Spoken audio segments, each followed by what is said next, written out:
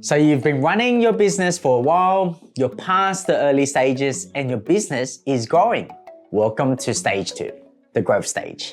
Now you've got to deal with how to scale your business, how to deal with a growing team, a bigger payroll, and to minimize tax when drawing profits from your company. I've put together the best content from our deep dive webinars series into one place, specifically built for where you are right now.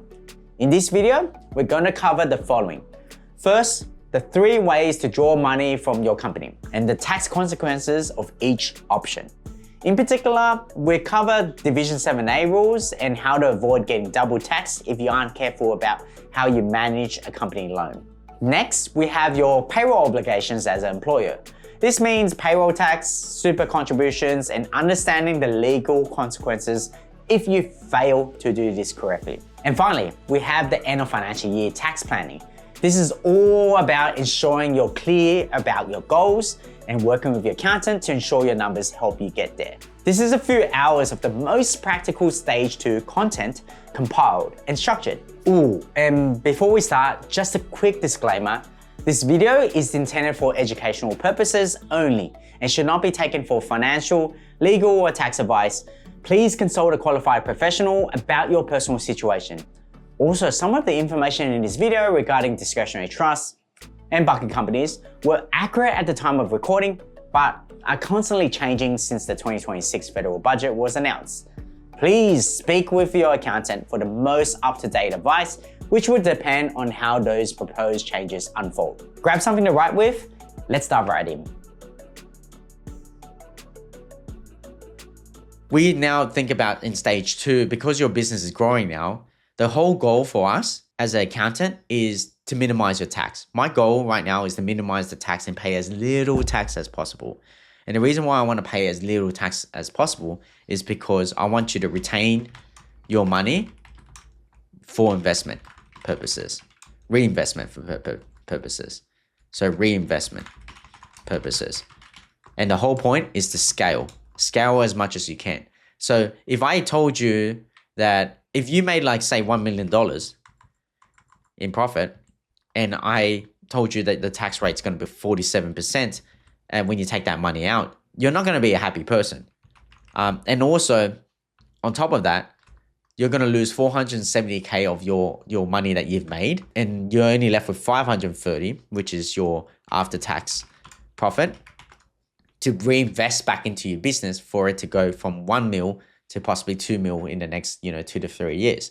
My goal is, how about if I told you that I can get this down to 25%? Then you have 750K, and then so you can reinvest that 750K elsewhere. So this is stage 2. The stage 2 right now is scale. Our goal now is growth. And how do we grow? Is to minimize taxes, minimize cost. And the only way we can do that is when we make that profit, we find where we can leave the money to pay the least amount of taxes. And having a trust is useful. So we've got individuals here right now that maybe some of them aren't being utilized in terms of income, and all of them can go up to about 30% to 30% tax bracket. All right, we want to look at every single person and pay about 30% in tax and take that money out of the company. Okay, so like I mentioned before, you can pay up to about 135K and pay 30% in tax. But if you go to pay calculator, that 30% tax, it's effective tax. So if you average it out between the 3 brackets of 16 cents in a dollar, 30 cents in a dollar, and $0 for the 18K, you can probably pay about 150K to yourself. And then 150K is 40K in taxes. Okay, so you'll pay about $40,000 on that 150K. So what is that in terms of the effective tax rate? So if I pay you 150K and you pay $40,000 in taxes, that tax there, the tax rate is technically 27%. Okay, so my goal now is, why don't I put everyone on 150K? And the only way I can do that is pay the 25% tax here, take a dividend to the trust, and then split the dividend between all these 4 parties. And by doing that, I can reduce my income of 600K and keep a tax rate of 27% overall between all parties. This company will pay the 25% tax first, and then take the dividend over into the holding trust and split between it. Because the tax has already been paid at 25%, all these parties don't need to pay the 25% or 27%. What tax do they pay? They pay the 27% minus the 25. So they only really need to pay, and this is very simple maths. So it's not exactly how this is done, but I just want to show you guys anyway. They only all between 4 of them pay $12,000 in extra taxes to take that money out. So they can take that money and then reinvest it. Okay, they can either reinvest it back into a new business, or they can reinvest it into buying property. Okay, so that's where you scale. You minimize the taxes overall in the group, and the only way you can do that is having option 4, where you have a trust and a trading company. So if you went back to the previous structure, so let me just unhide everything. Whereas here, there's only 25%, and you only got 50% holding for one individual, 50% holding of the other individual, and it's very hard to distribute the profits because it's 50-50. So if we made 600K profit or 500K profit, it has to be split 50-50 between the two of them. We can pay wages, but then wages then result to superannuation and insurance costs going up. So that's why we like the ability to have a holding trust under a trading company, and that's your stage 2. Stage 2 is scale, and the goal is to minimize as much tax as possible. Most of the time, if you are working with me, you have a company. You're not operating through a trust. A lot of businesses, I recommend operating through a company. And the reason being is because a company has a 25% tax bracket, whereas a trust is something like this. And when you trade out of it, a trust is not a separate legal entity.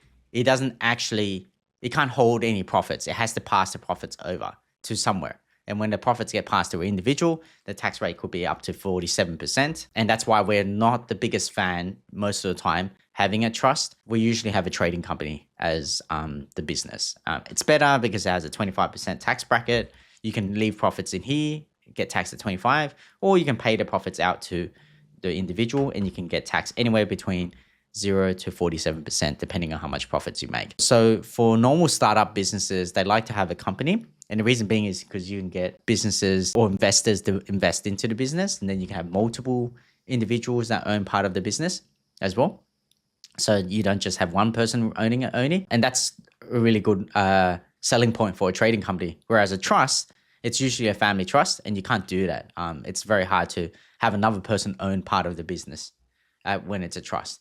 That's why a trust is only useful for family groups and big family groups where you distribute the profits between all the individuals. But that's another thing to talk about for another day. What we're talking about is mainly companies, and most of you guys have companies. All right, the 3 main ways is wages, dividends, and loans. The reason why you want to set up a company is because it's a separate legal entity, meaning that it gets taxed separately. It also has a very great tax bracket. So the tax bracket it has is 25%. Sometimes 30%, depending if that this trading company is a business or not. If it's a business and it earns income from like activities, not passive income, then it will be taxed at 25%. If it's earning income only on passive income, so you're talking about like dividends, interest income, share investments, or property rent, then it's considered like a base company, and a base company gets taxed at 30%. So basically your tax rate is anywhere between 25 to 30%, whereas the individual is 0 to 47%. So what we do as accountants and as business owners is we play with these 3 to work out what the best scenario is for you. And things that I see a lot of directors and business owners make mistakes on is that they don't actually legally put in wages properly. So they just take money out of the company thinking it's wages. But when it comes to wages, you actually need to deal with superannuation. You need to deal with wages tax, which is also called PAYG withholding. They need to register for the taxes, and they don't do that. They don't do pay slips, and all those things are actually required for you to show that there are wages. Wages is like the old school way of doing things. Every entity or every stakeholder, like banks, insurance companies, even the government, if they don't see wages, they automatically assume that this business doesn't have employees, even though the director or the owners work within the business. We saw this as a very big problem when there was COVID that happened, and then the government was trying to give grants out. But because it was a trust and the trust distributed profits rather than paying wages, it caused a massive problem where a lot of trusts didn't actually get the grants that they were supposed to get, because they couldn't prove that they actually had employees within the family. So that's why we recommend that, because our society is still a bit old school, that wages is actually important. We need to show some sort of wages for the stakeholders, and stakeholders being the ATO, the government, banks, when you're trying to go for loans.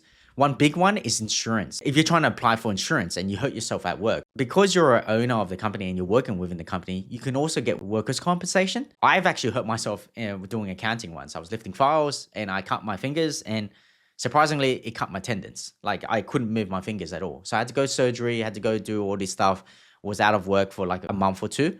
And it was covered by workers' comp. Luckily, I did it during the time when I was working for someone. But if I was my sole practitioner and I was working for myself, if I didn't have wages, it's hard to prove what was my remuneration. What were they going to pay me in terms of like insurance claims, because I didn't have any wages shown. So that's why I recommend putting yourself on wages for all the stakeholders out there, that you need to prove yourself when you provide payslips. You can actually do that.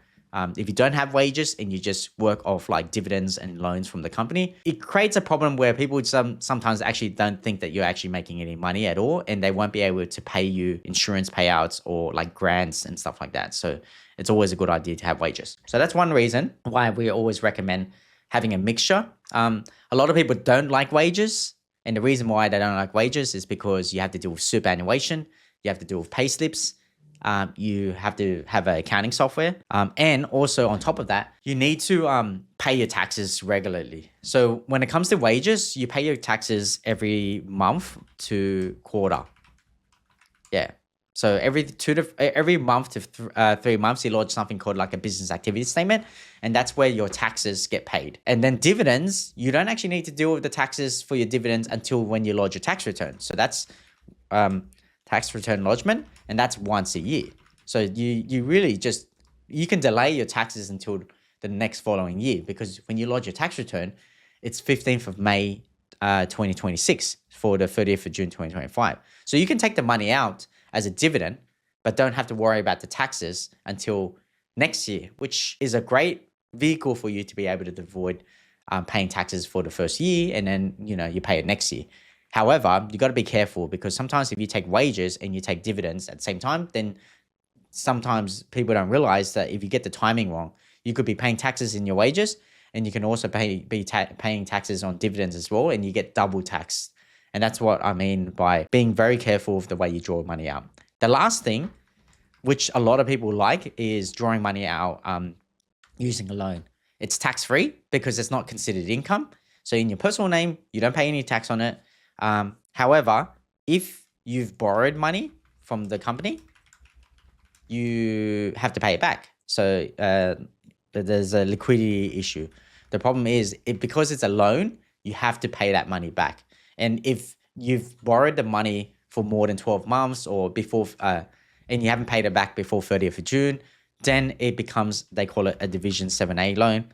And you need to do it properly. You need to, I call it commercialize the loan, charge interest, have minimum repayments, make sure that you pay it back within a set amount of period, which usually it's 7 years. And if you don't do that properly and don't have a loan agreement in place, then it doesn't become a loan anymore. The ATO treats it as a dividend. And that's where you get double tax, because you've taken this money out, you're going to get still taxed in the company for that money. And also you get taxed the money again in your personal name. So you got to be very careful when drawing money out. All right, so tax treatment, just to explain again, is tax gets paid monthly to quarterly. In wages, dividends get taxed once a year during lodgement of return.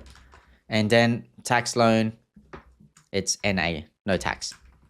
So a lot of people love using loans, but you got to be very careful of loans is because when you take that money out of the company, you have to pay it back. However, if you've actually sent money into the company first, when you first started the business, then you don't have to pay it back because when you take that money out, you're repaying, the company is repaying for the money that you invested into the company. So say that when you started the company, you invested $20,000 into the company, and the company, set up the new company, paid for costs for accounting, paid for your wages, all those expenses that it's paid for, it would have borrowed that money from you. So therefore, you can actually repay your $20,000 you've taken out. So therefore, it's actually a very good way to minimize the tax as well. So you just got to look at the options for you on how to do it. What are the disadvantages of each of these three? Disadvantages of these three is, so wages, you have to pay taxes on a regular basis. That's very annoying for people. And one big negative is superannuation. So super, a lot of people hate it because they have to pay 11.5% of superannuation for each dollar that you take out for wages. And then on top of that, you also need to pay the taxes. And that could be like anywhere between 15 to 47%. So you could lose quite a lot of money by taking that money out. So like, let's just say that you took out $200,000. You want to take out $200,000. You could lose this plus this. Okay, this is a rough estimate. You could lose $117,000 and you're only left over with this amount of money. That's why a lot of people hate wages. Like, they don't want to take the wages out. However, you got to understand that if you're taking a whole bunch of money out of the company, the superannuation isn't actually a tax. It's actually money that you're using to put into your superannuation so you can save. That money you can utilize later on down the track. We have strategies of being able to take that money out. We have strategies of being able to invest that money, and then you can actually make a good amount of income from that, and it's taxed very low. And when it comes to taxes, obviously, if you're paying 47%, you don't pay 47% directly of the 200K. We actually try to minimize your tax by doing a hybrid where we don't make you pay too much taxes. So if you look at your tax rates as an individual, our goal is to stay within the 45K to 135K. So this is the tax rates for individuals. And the tax rates for individuals, they bracketed. So the first $18,000 you make, it's tax-free. Then the next $18,000 to 45K, it gets taxed at 16%. And then 45 to 135, it gets taxed at 30%. And then so on all the way to 190. And then it gets taxed at 45. But you have to add the extra 2% for each rate because they make you pay Medicare levy as well. So what we prefer to do is we want to stay around this threshold or this bracket. And the reason being is because this is taxed at 30%. And what is the tax rate for a company? The tax rate for a company is 30% or 25%. So 30%, which is here, or if you're considered a small business and a base rate entity, you can be taxed at 25%. And like I said before, it's based on the income. Is the income earned through passive income? If it's passive income, then you tax at 30%. If it's business income, then most likely it will be 25%.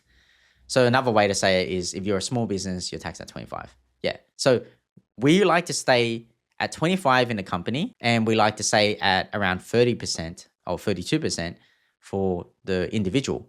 Okay, why is the individual rate higher than the company? Why don't we keep it lower? Why don't we do 16 cents? And then that's 18% overall and pay yourself 45K. The reason why I say you can't pay yourself 45K is when you pay yourself 45K, let me just do a calculator right now for you guys. How much are you actually paying yourself after paying the taxes? So once you pay yourself taxes of 4,800, you're left with $40,000. Like, you live in Sydney or you live in Australia, there's no way you can live off 40K these days. Like, rent alone will cover is pretty much $40,000 these days for a family. So there's no way we can actually pay you 45K to live off. We actually need to take physical money out and spend it personally for your expenses and bills. So that's why we always move up a level to 135. some people may stay at 45, and the reason why they stay at 45 is because they've got savings or they've got capital that has from like a capital gain that they sold previously, and they've already paid the taxes on it in previous years. So they can stay at 45 because they can use money that they've paid tax on already. So there are options where that happens. Or some people may not make that much of a profit, and so therefore they'll just pay themselves 45K and they'll live off like, their savings or a loan from the company. Sorry, not a loan from a company, a loan from the bank, like their mortgage or the offset account where there's cash in there. And they're happy to pay the lowest tax bracket they can, which is 16% to 18%. Yeah. So some people do that. So you just got to look at your situation, what works for you. Wouldn't the total rate be closer to 30% in that case of the 200K? Yes. So one thing I want to mention is that if someone is on 200,000, yes, their tax bracket is this one here. They're not paying 47% on every dollar on 200K. Remember, what I said was the first bracket is 18,000 and that is nil. So for that $200,000 you make, the first $18,000 doesn't get taxed. Then the next 18 to 45 gets taxed at 16 cents. So it goes all the way up to the top, and then only $10,000 or $9,999 gets taxed at 47%. Okay, 47 being 45 plus the Medicare of 2%, 47%. So not your full amount of 200 is getting taxed at 47%. So that was a good question that was raised. That means that your total tax on a 200K income is actually 63,000. So when you do the a quick calculator, the actual effective tax rate is 63,138 divided by 200,000. It's actually 31 or 32%. So it's 30-ish percent. And it's actually quite good. So some people actually want to boost their income up to 135 to 190 because they're happy to pay a bit extra than the small business tax rate of 25% and withdraw that money out. But just got to be careful because there's super as well that you need to account for. When I wrote down the 47%, it's not exactly 47%. I just did a really quick maths on it, and it's, I'm wrong when it comes to the actual progressive tax rate that we have in Australia. So it is progressive, and the actual effective tax rate is about 30%. Still higher than the 25% that we're talking about. So some people, like for my situation, I actually pay myself about up to 190K now. The market salary is 190K, but I do it for tax reasons as well. So I try to keep myself around 190K because that's $58,000. So if I do 58 divided by 190, it's about 30%. And I'm happy to stay around that 30% because I need that money to survive, to pay for my mortgage, pay for my expenses, looking at maybe possibly starting a family. I need that extra cash and I want to save that up. So as a result, I'm paying myself about that amount. However, in your situation, it's very different. Is there any, is the ATO, check on you when you adjust your salary, like, every single year? So let's say I'll bump up my salary up because I'm an owner of a company and also I pay for myself as a seller at the wages. If I bump up my salary, for example, 180K this year, Yep. and the next year I'll drop down like, 45K, right? Because I know I got some other money from, the cash saving, something like that. Is it risky with the ATO? Is that what you're saying? Like, would the ATO like question it and then say, oh, you've done something dodgy and then like, make you pay taxes on it? So that's a very good question. There are a few ways to answer this. One is personal services income, PSI. If you are there, the ATO does have a few rules to try to prevent you from doing what we're trying to do, which is like, how would you say, splitting your income or moving your income away from your personal name. So if you're trying to move income from your personal name, then it's possible only if you meet the personal services business rules. All right. So that's the 80-20 rule that we talk about. That's that rule where if you're providing a service personally, if you don't know what PSI is, please search it up. You can find PSI Davie Mach on YouTube and you'll see all these videos that I do. I've done like 3 videos about it. The first thing first is you've got to meet those rules. Once you meet those rules and you're considered a personal services business, then technically you're able to leave profits in the company. There's nothing wrong with paying taxes in the company for the income that you earn. So for example, You might have a business in, car washes or a cafe. Personal services income doesn't affect that because you're not really selling your time or your effort or your labor.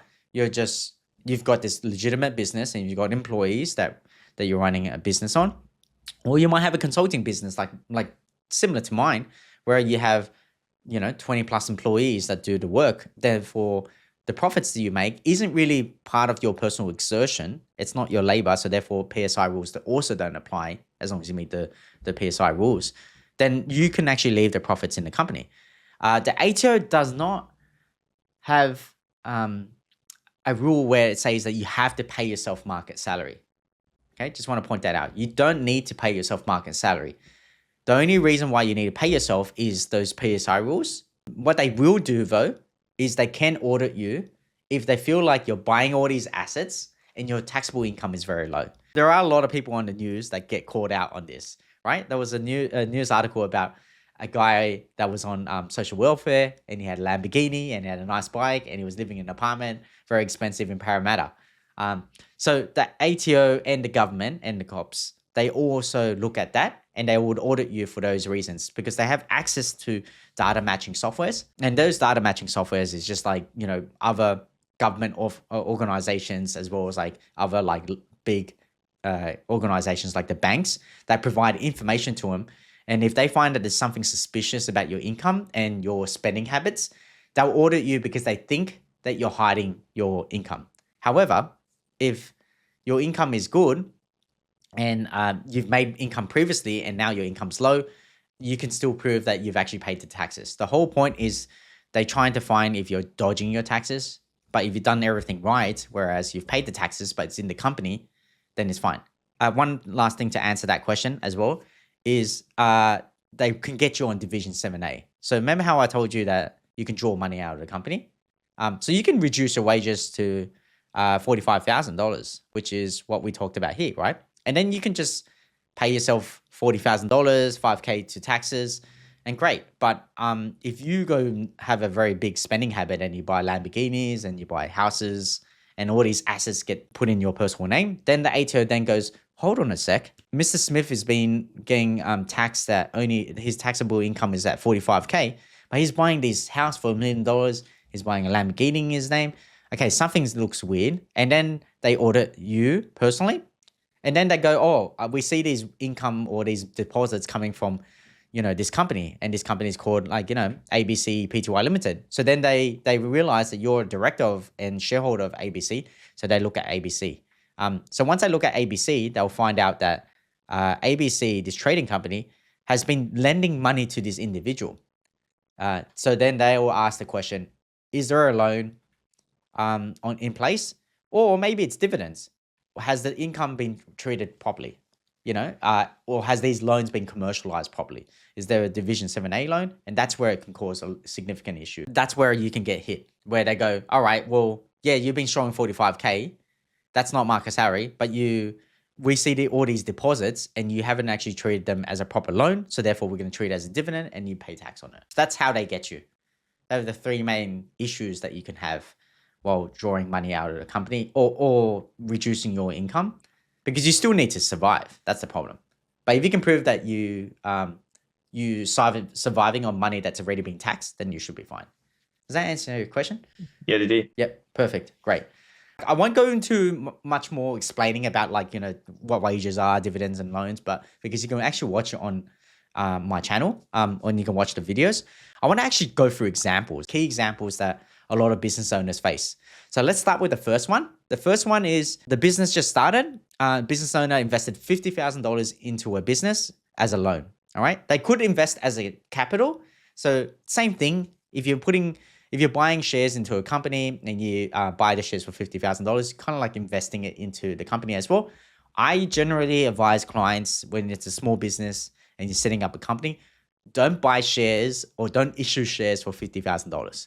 Always lend the money to a company instead. So because on the balance sheet, then that means that the company owes you $50,000. But if you were to buy the shares for $50,000, that means the company doesn't owe you anything. You're a shareholder, it's $50,000. If the business goes bust, then you can't ask for that $50,000 back. If the business goes bust and you were borrowed $50,000, the company owes you $50,000, you can technically ask for that money back. Okay, it's business 101. Shareholders are the last to get anything from a business that fails. So that's why I generally tell our clients, don't buy shares or don't issue shares at 50,000 or whatever investment that you're putting in. Lend it to the company. You don't technically need a loan agreement unless you want to, but yeah, you could have a loan agreement in place between you and the company where you've lent money to the company when it first started. Okay, that's a key point. So the next thing is the business owner has stopped working. So stop working as in stop PAYG, doesn't work for anyone anymore, wants to go full into this business. But the year-to-date income they earned from the previous job was about $50,000. A business makes profit of $150K and expected to make profit up to June 2025 of $150K. Okay, so now we've got $150K profit for the business.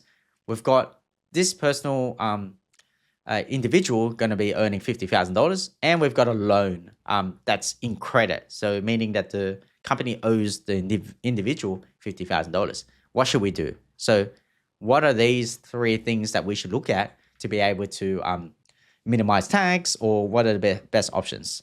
So I've actually got this group structure template that I have for our clients that we always create. And then I usually use this to explain to clients what we should do. So as I said, there was $150,000 profit. The tax will be about 25%. So this is where we do tax planning. In April, May, and June, we'll sit down with the client, or the client will call us and we'll go, all right, let's do some tax planning. Let's look at the profits that we think you're going to be making, which is $150K.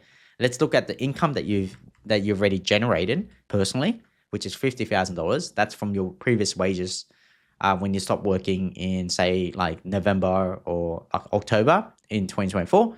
And now you've got $50,000 paid to date. In that $50,000, there's tax already withheld. So let's just assume the tax was $15,000. The employer previously paid them $50K, but they withheld 15 grand in taxes. Cool. So now we're stuck in this situation where there's a profit of $150K. Should we pay the individual more money as a form of a wage, dividend, or loan? Dividends, there are a difference between unfranked and franked dividend. Franked means that there's tax that's been paid on that $150K. Remember how I mentioned there was $150,000 profit? If you take that $150K out and put it into your name, the tax needs to be paid on that before the tax credit follows through to the individual. This is the part where a lot of people say you can get double tax. If you take that $150K out and then give it to this person here, what would happen is it's going to be, they call it unfranked dividend, and it will get added here. So I know that says fully franked, but just ignore the fully franked. It's not fully franked. It's going to be $150K added to here, and then your tax goes to 30%, and you're paying $60,000 on that $200K. But where did that $150K come from? It came from the company. So the problem with dividends is that in Australia, when you take up a dividend, it's not a tax deduction. You don't get a tax deduction where you can take off $150K here. You have to actually pay the taxes of 25%, which is here. And then you're left over with the net profit of that minus this, which is $112,000.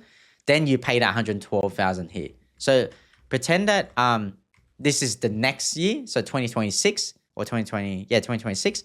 I can take this, I take the profit of the company and leave it in the company, pay the tax of 25%.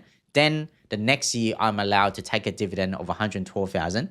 And that dividend is they call it fully franked, meaning that there's a credit that follows that dividend. And that credit is that $37,500 that you've paid in 2025. It's a bit confusing.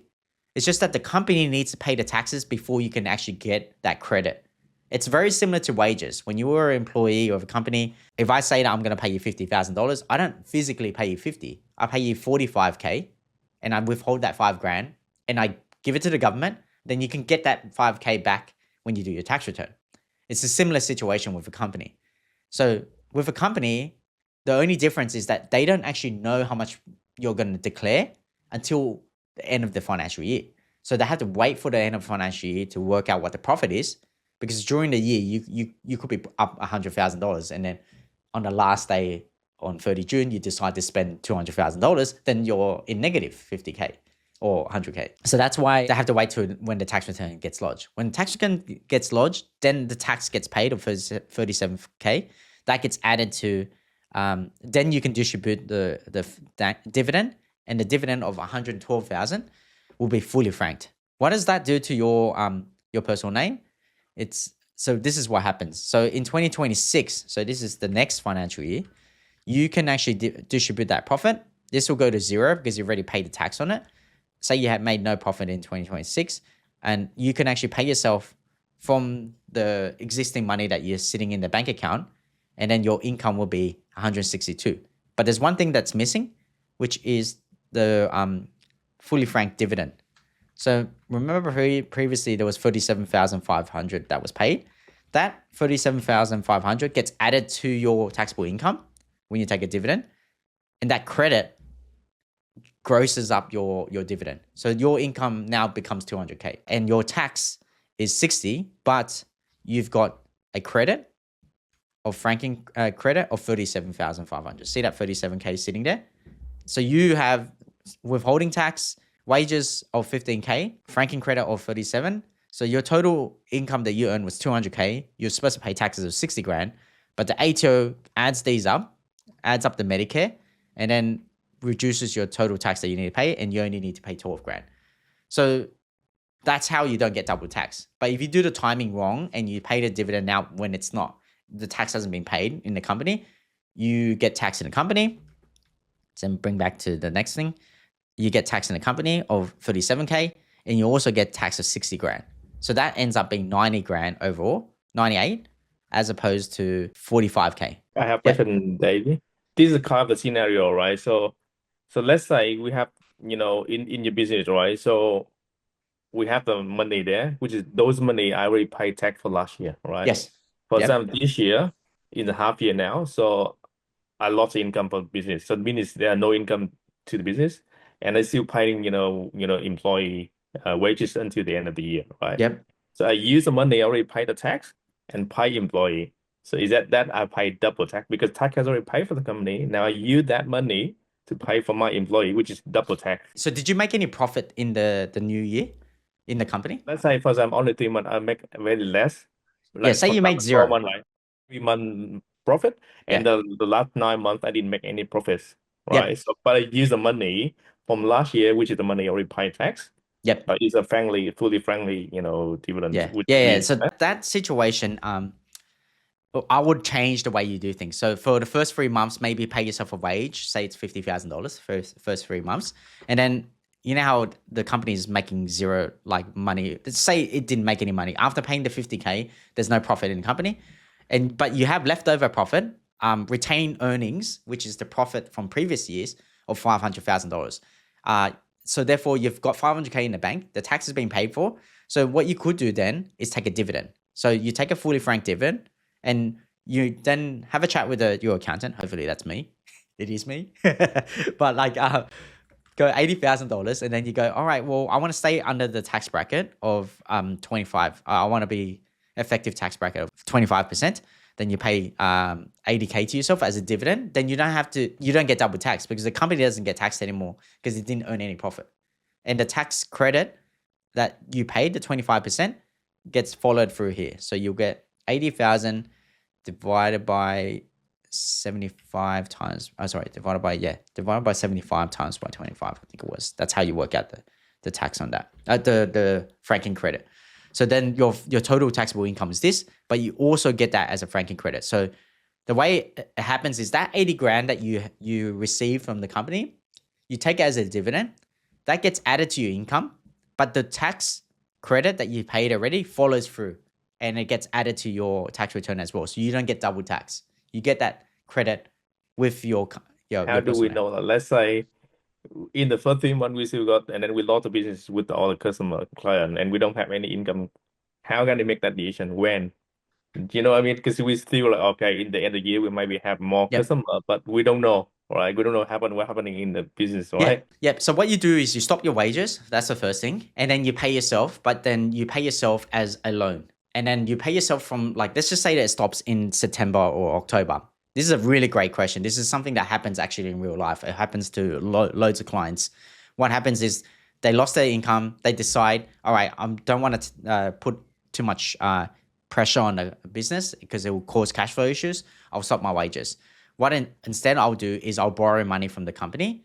And then at the end of the financial year, hopefully my income comes back up. I can then back pay it into as wages. So say that you end up taking like $10,000 or $5,000 per month. Yeah. So that times nine months in the financial year, because it's the first 3 months you actually get paid. You took 45K out. So right now we're treating it as a loan. Okay. The first things first is if you can turn it around, then what we do is we convert that 45K into wages, and then we just gross it back up. We do that in June or in April, sometime in there. And we decide that, okay, well, you need, now that the company has made the profits back and got a new customer or got more customers, then it can afford to pay the super and taxes for it. If it can't, then we go, all right, this is the option. We either treat it as a dividend because there's retained profits in previous years and there's a tax credit for it, or if you have the cash in your personal bank account, in an offset account or something, pay it back to the company and then it's gone. There is no loan that you've taken. The last option is you can't pay it back because you can't afford it, and also the business hasn't been doing well. Then you just have to create a Division 7A loan, which is the worst case scenario. It's not even that bad, but yeah, worst case scenario is that we don't treat that 45K as income because we don't want to pay tax on it. What we do then is just have a loan agreement in place that you'll pay this back, and you can extend the paying of this 45K for 7 years. But obviously there's interest charges that the company has to charge the individual, the employee or the director. And also, you have to make minimum payments. The great thing about the minimum payments is, okay, say the interest is, say, all up $10,000. I made this up, yeah. And then overall, you have to pay 55K back. The great thing about this is you can actually pay that within 7 years as dividends. So what you can do then, because you have unfranked dividends, is instead of paying this 55K back over 7 years, you can take a dividend and say that the company owes you money because of this dividend, and then offset this dividend against the repayments. Remember how I told you guys that you have to make a minimum payment every year because of this Division 7A rule? This loan has to have minimum repayments. You can't just pay it at the end of the 7 years. You have to pay it every year. So you have to pay like at least like $8,000 every single year to cover for that 55K until it's paid off. All right. But what we could do is treat that $8,000 as a dividend, and the company owes you that $8,000. So if the company owes you $8,000 and you owe the company $8,000 in repayments, it offsets each other, and then that's good. But as a result of that $8,000, you would have to pay taxes on that $8,000, and that $8,000 gets added to $8,000 here. Okay. And then you pay taxes on this amount here. Make sense? Yeah. Okay, guys, this is very, very confusing. For some people that have just started this, don't feel like overwhelmed. This is something that we work with you on, and we usually sometimes make the decision without even telling you because it's just too confusing. We look at your whole situation. We look at your company profits. We look at your individual name, how much money you made, and we also ask you like some questions. Okay, so what do we consider when we decide wages, dividends, and loans? We consider these 7 factors. What is your market wage, and what should you really actually pay yourself? And do you want to pay super? So that's one first question that we ask.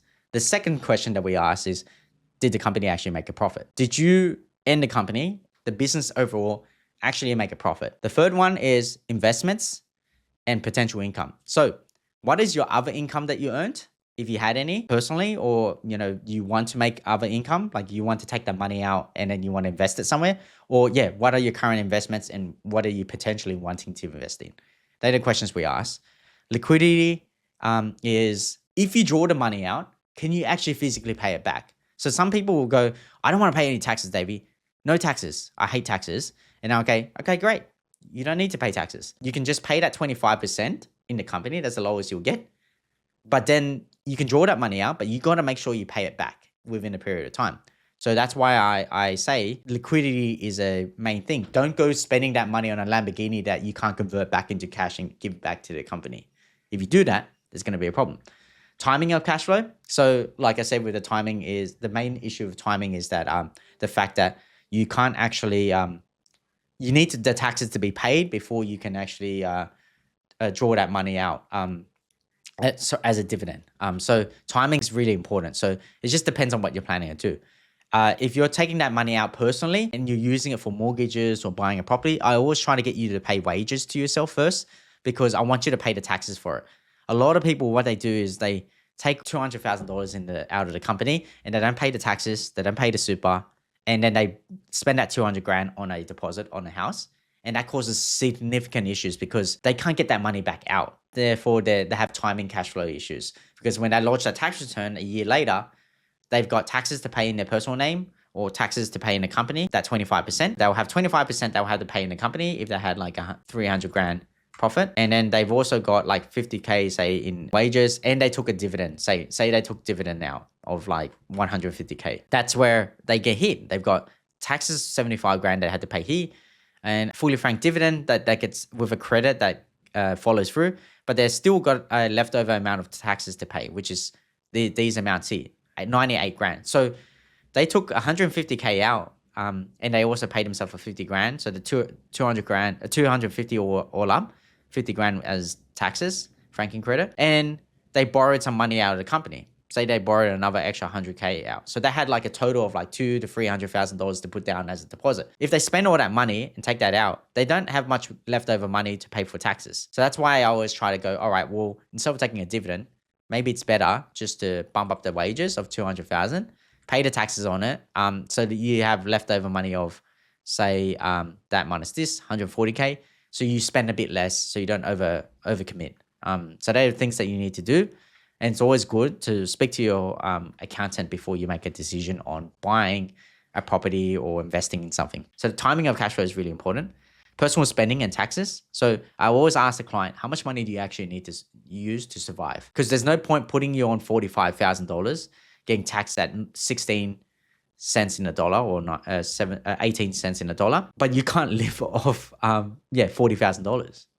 It's just no point, especially when your mortgage or your rent and your expenses are going to be like 60 to 80 grand a year. So that's one reason. And the last thing is loans. Are you trying to go for a loan?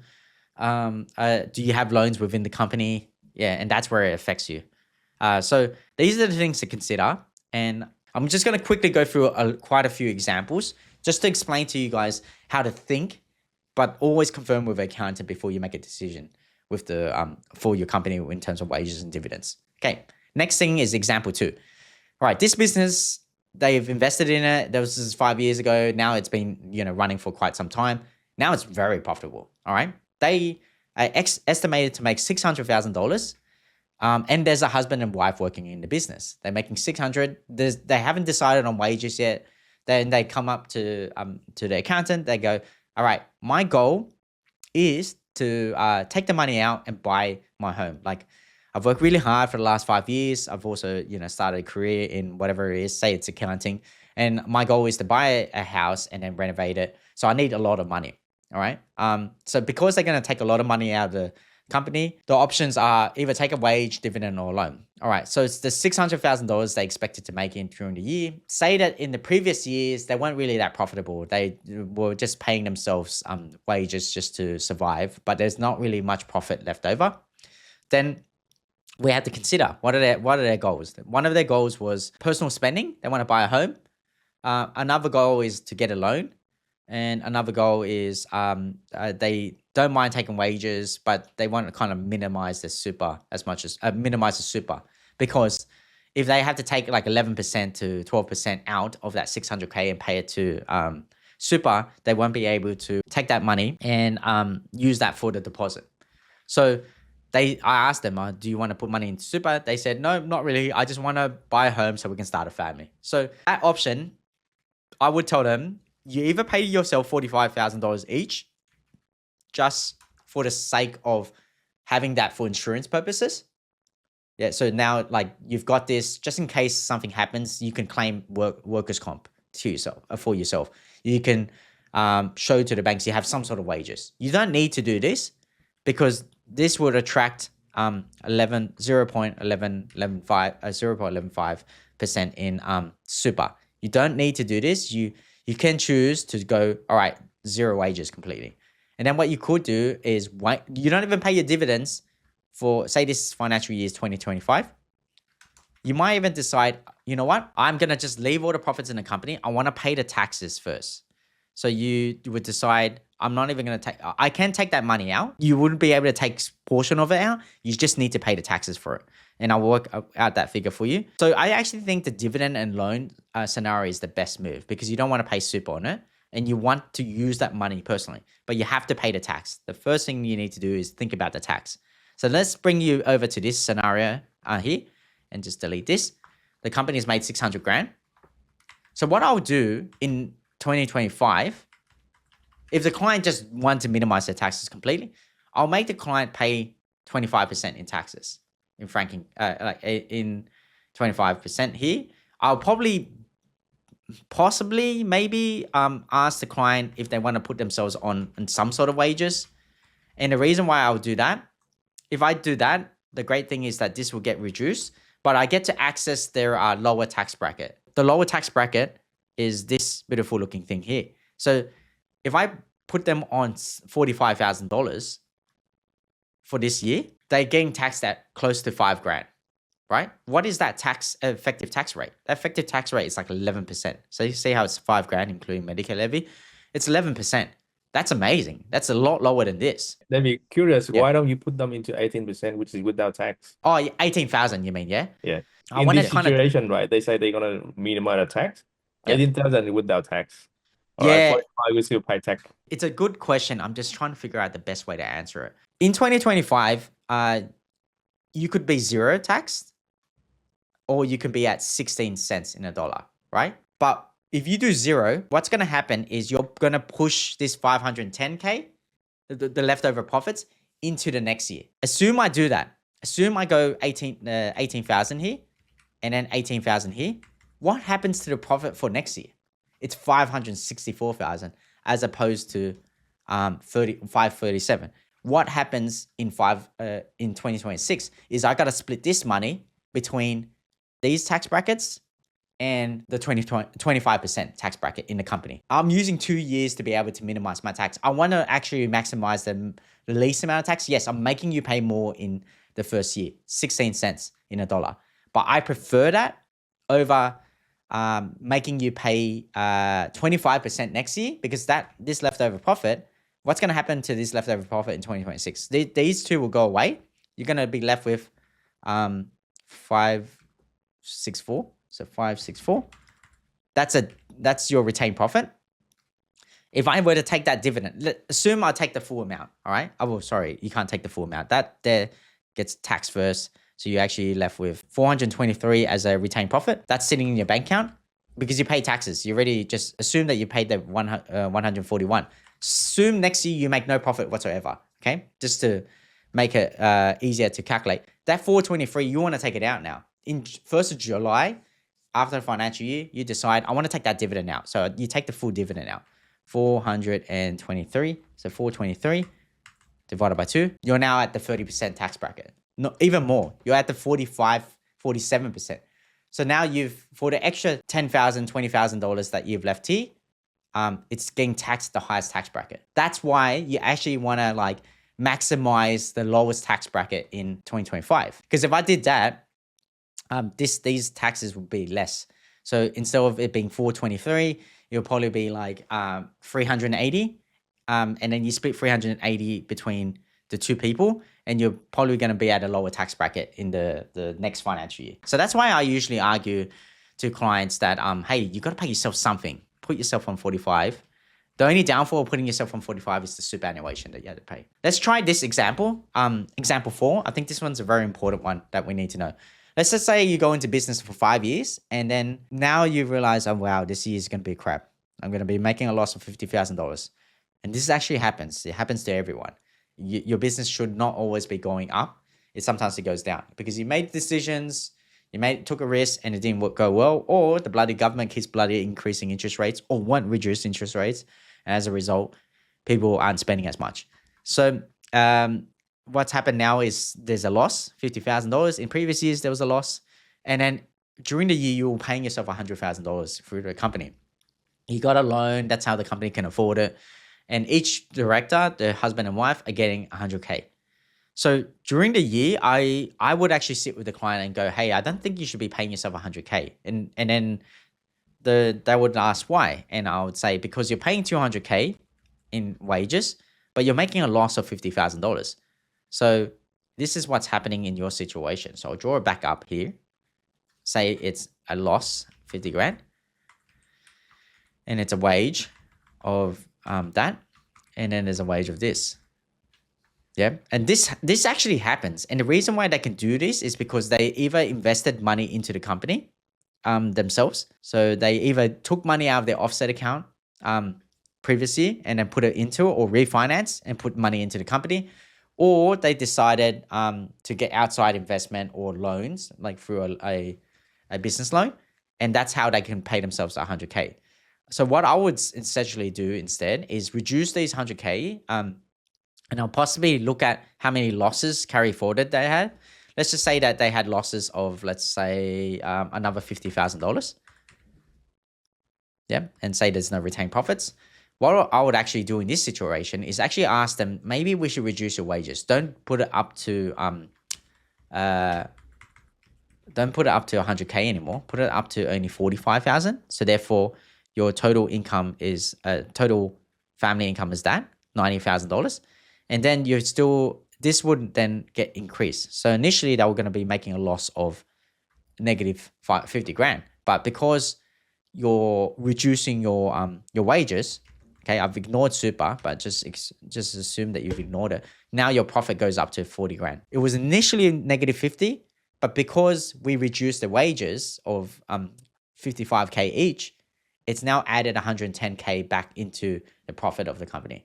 And by doing that, what's happened now, the overall tax scenario is 20 grand that they're going to pay, right? But we forgot about something here, which is losses carried forward. If you made losses in previous years, you can actually claim it. So therefore, you can actually drop your taxes, reduce this profit down to 0, and then pay 5 grand each. Ignore these because there's no withholding tax. We haven't taken up the withholding tax yet, but they only just need to pay 10 grand for total tax for the whole year. So this is better than doing this situation where it's 100 grand. If they pay themselves individually 100 grand because they need to live off it, they need to pay $22,000 each. And that's a lot of money. They can't afford it. So what I've done essentially is said, okay, drop your wages, use your losses carried forward from previous years, claim that against your current profit, even though you dropped your wages, make the company not pay any taxes, and then drop yourself into a lowest tax bracket possible. So that's something that you need to do and play around with. You don't have to, and this is back to your question, can I reduce my income? Yes, you can, because as a business, you can decide to not take wages and you can decide to take wages. It's up to you, as long as you're doing the right thing. If you go buying Lamborghinis, as long as you can prove that you made that money previously and you pay taxes on it, it's completely fine. In this case here, though, they've taken 45K each, and then minus the tax, they've only actually really technically made taken 80 grand. Remember how the deal was that they were supposed to needing to pay themselves at least 100 grand gross. So therefore, they short technically 110K. I haven't taken in consideration super, but taxes. So assume that I take in consideration they really actually need to live off these two, 160. So they say, Davie, it's all great and all, but I can't live off 80 grand. I need at least 160 grand for the whole family. Repayments on the loan, all that stuff like that. And then I say to them, that's totally fine. We can do that. It just depends on your loan. Like what we could do is we can look at your loan situation, because for your company to go into a loss in previous years and losses this year, losses in previous years, most likely there would have been you lending money to the company. So we'll look at the situation of the loans, see if you've actually put money into the company. If you do, then let's just treat the money that you need, the extra 80 grand, or if we can reduce that to 50, that'll be great. So you can say that 50 grand is a loan instead. So therefore, you can take a total amount of 130K out minus the taxes of 10K, and then the 50 grand loan. And that loan will offset the money that you invested into a company for it to generate a loss. For a company to make a loss, you would have had to come up with that money from somewhere. It's either from a loan from a bank or a loan from you. So you can actually draw that money out of the company. Yeah. You can pay that money to yourself, repay your loan. So you don't actually need to get taxed on that 50 grand if you can treat it as a loan. So that's the way to play with the numbers to minimize the tax. If you're not going in a good situation for this year because there's a downturn in the business. It's things that we do for our clients and things that we want to get them to think about so they don't pay themselves 100K and then like get taxed. Because what happens is if you pay yourself 100K a year, this happens so much. It's so like disheartening when I see it, is that when clients get themselves 100 grand, the company pays for this tax. It's 45 grand. They can't afford it because there's no profit in the company. Remember how I said there was a negative 50 grand? What happens is they can't afford it. So therefore it's just sitting there in the ATO tax liabilities, and it just keeps accruing. Interest gets charged, failure to pay penalties get charged on top. And then it just keeps accruing and it gets worse and worse. What we say to the client is maybe the first thing we should do is just reduce your income and treat it as a loan for the time being. We'll deal with the repayment of the loan later on down the track. We've got 7 years to deal with it. Or year by year, make sure we take a repayment of a dividend to repay the minimum repayment. That's one way of delaying or just trying to survive as long as possible so you can turn the business around. You also do that sometimes just for the sake of like, you want to just save as much as you can for taxes. So they are the options. Payroll. First thing I want to mention is not everyone knows how to do it. Businesses are legally required, however, to be able to record all their payroll on time, do it properly, pay on time, as well as have all the documentations for the next 7 years. So when you employ someone, which could be yourself or other external employees, or could be family member, you're actually supposed to keep the records for at least 7 years. Crazy, right? No one actually tells you that. The crazy thing about payroll is that it's probably the most amount of documentations for businesses. Okay, the reason being is because you have to record pay slips, you have to do accounting software and lodge like single touch payroll. You also have to pay your taxes, you have to pay your super for your employees, and then you got to make sure that the numbers that you report to the government are correct on all sorts of reporting methods, like with Xero, with your pay slips, and then with your business activity statements, and also then your tax returns. So if you've got like 4 different parts where you report your wages, and if there's one mistake, it would affect all those 4 reporting methods, and then most likely it could trigger an audit. So that's why it's really important to really understand how payroll is done. And as I mentioned before, payroll, the way business owners learn is through making mistakes, because there's so many things you need to know about payroll that can cause you to make a mistake. For example, when it comes to payroll, you have to deal with income taxes, wages that get, and then the wages that actually get paid to the employee. You need to understand when and why or how to pay an employee. It's not just when, because you need to understand, okay, what is a bonus payment? And what is the difference between bonus and wages? Or what's the difference between commission versus normal wages? Okay, you need to understand the pay rates for every employee. Believe it or not, you can't just pay an employee $5 an hour. There is a minimum requirement of an hourly rate that you have to pay. If you make them work on weekends, there is also legal requirement to pay them like time and a half or double. So there's so many rules, and it gets quite confusing. Even for someone that's been in accounting for 17 plus years, I sometimes still make mistakes on it because it's so complicated. And one slight change can just make you forget something. For example, one of the employees decide, hey, Davie, can I just get a loan from you, payment in advance? Because it happens sometimes. They're going through some tough time, and that could easily make you do something wrong and make you pay an employee incorrectly in terms of the tax withholding or superannuation. And then that affects you. And then if you do it for a long period of time, it could trigger an audit and it can affect you quite a fair bit. So what are the common mistakes I see employees make. The most common mistakes that I see normally is to do with the PAYG, superannuation, single touch payroll, and then the payroll tax. It's funny, payroll tax and PAYG withholding, which is income tax, is two different things. So PAYG withholding is when you're an employee of a company and when you're working for someone, you agreed on a price where you'll get paid $20 an hour, for example. The ATO would request your employer to withhold a part of that $20 to pay for taxes. So instead of you getting $20, you get $15 and then $5 will go to the government. So that's PAYG withholding. That's income tax. But there was also something called payroll tax that a lot of people don't know about. So payroll tax is the New South Wales or Queensland or Victorian state governments.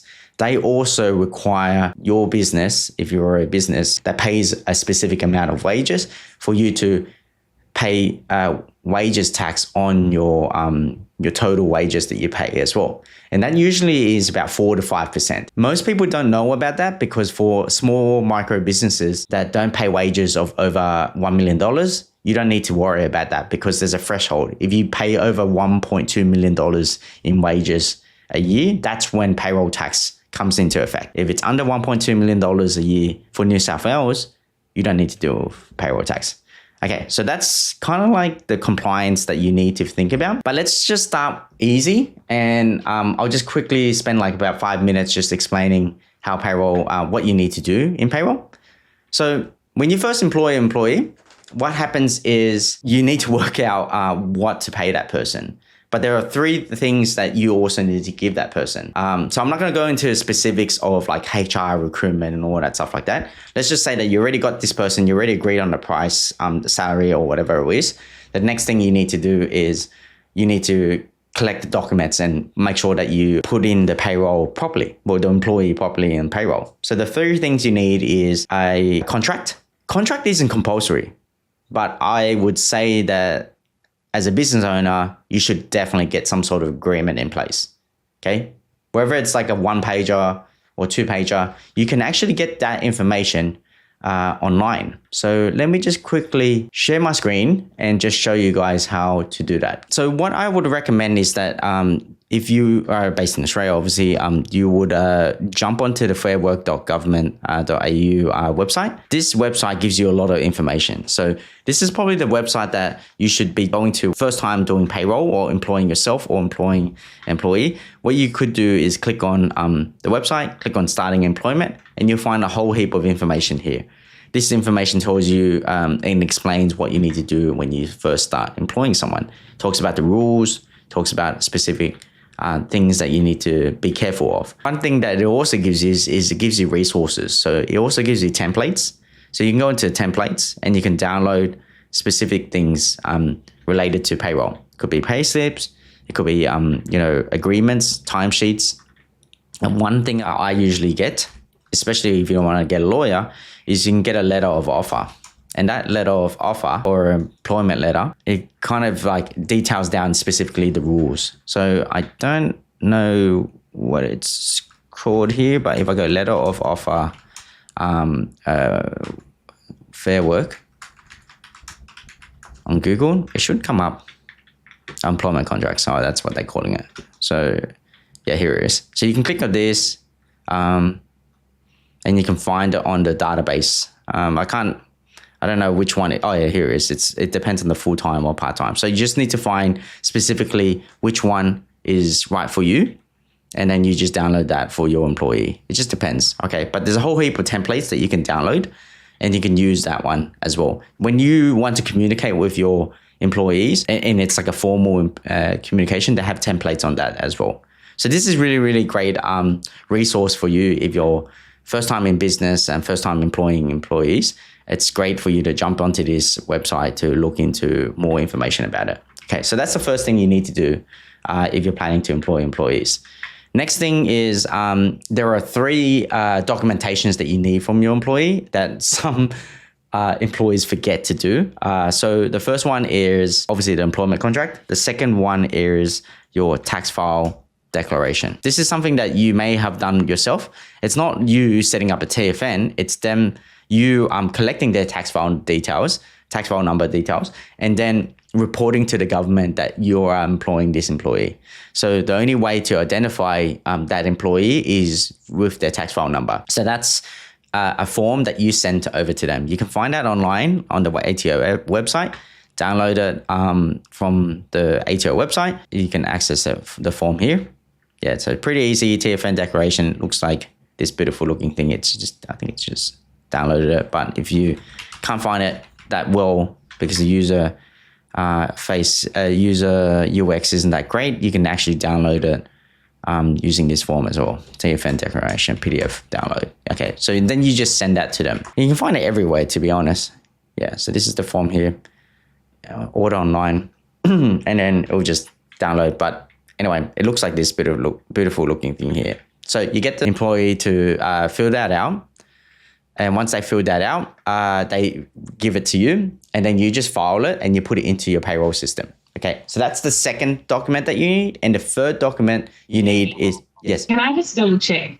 Yes. With that form, you may just file it in your own records. It doesn't actually, the actual form doesn't need to go to the ATO. The paper form doesn't need to go to the ATO at all, but you still need to report it, but you only report it through the payroll system. Okay, cool. Yeah. So back then, I think it was like 10 plus years ago, you actually mailed it to the ATO. But then, like, think about it. How many employees get employed on a daily basis in Australia? There's probably thousands. So the ATO realized that was probably a bad idea getting it mailed to them. So they started telling everyone to file it with the payroll system instead. Great question, by the way. And then let me just quickly explain the third document you need, which is the super choice form. Okay, this one here, I think a lot of people don't do.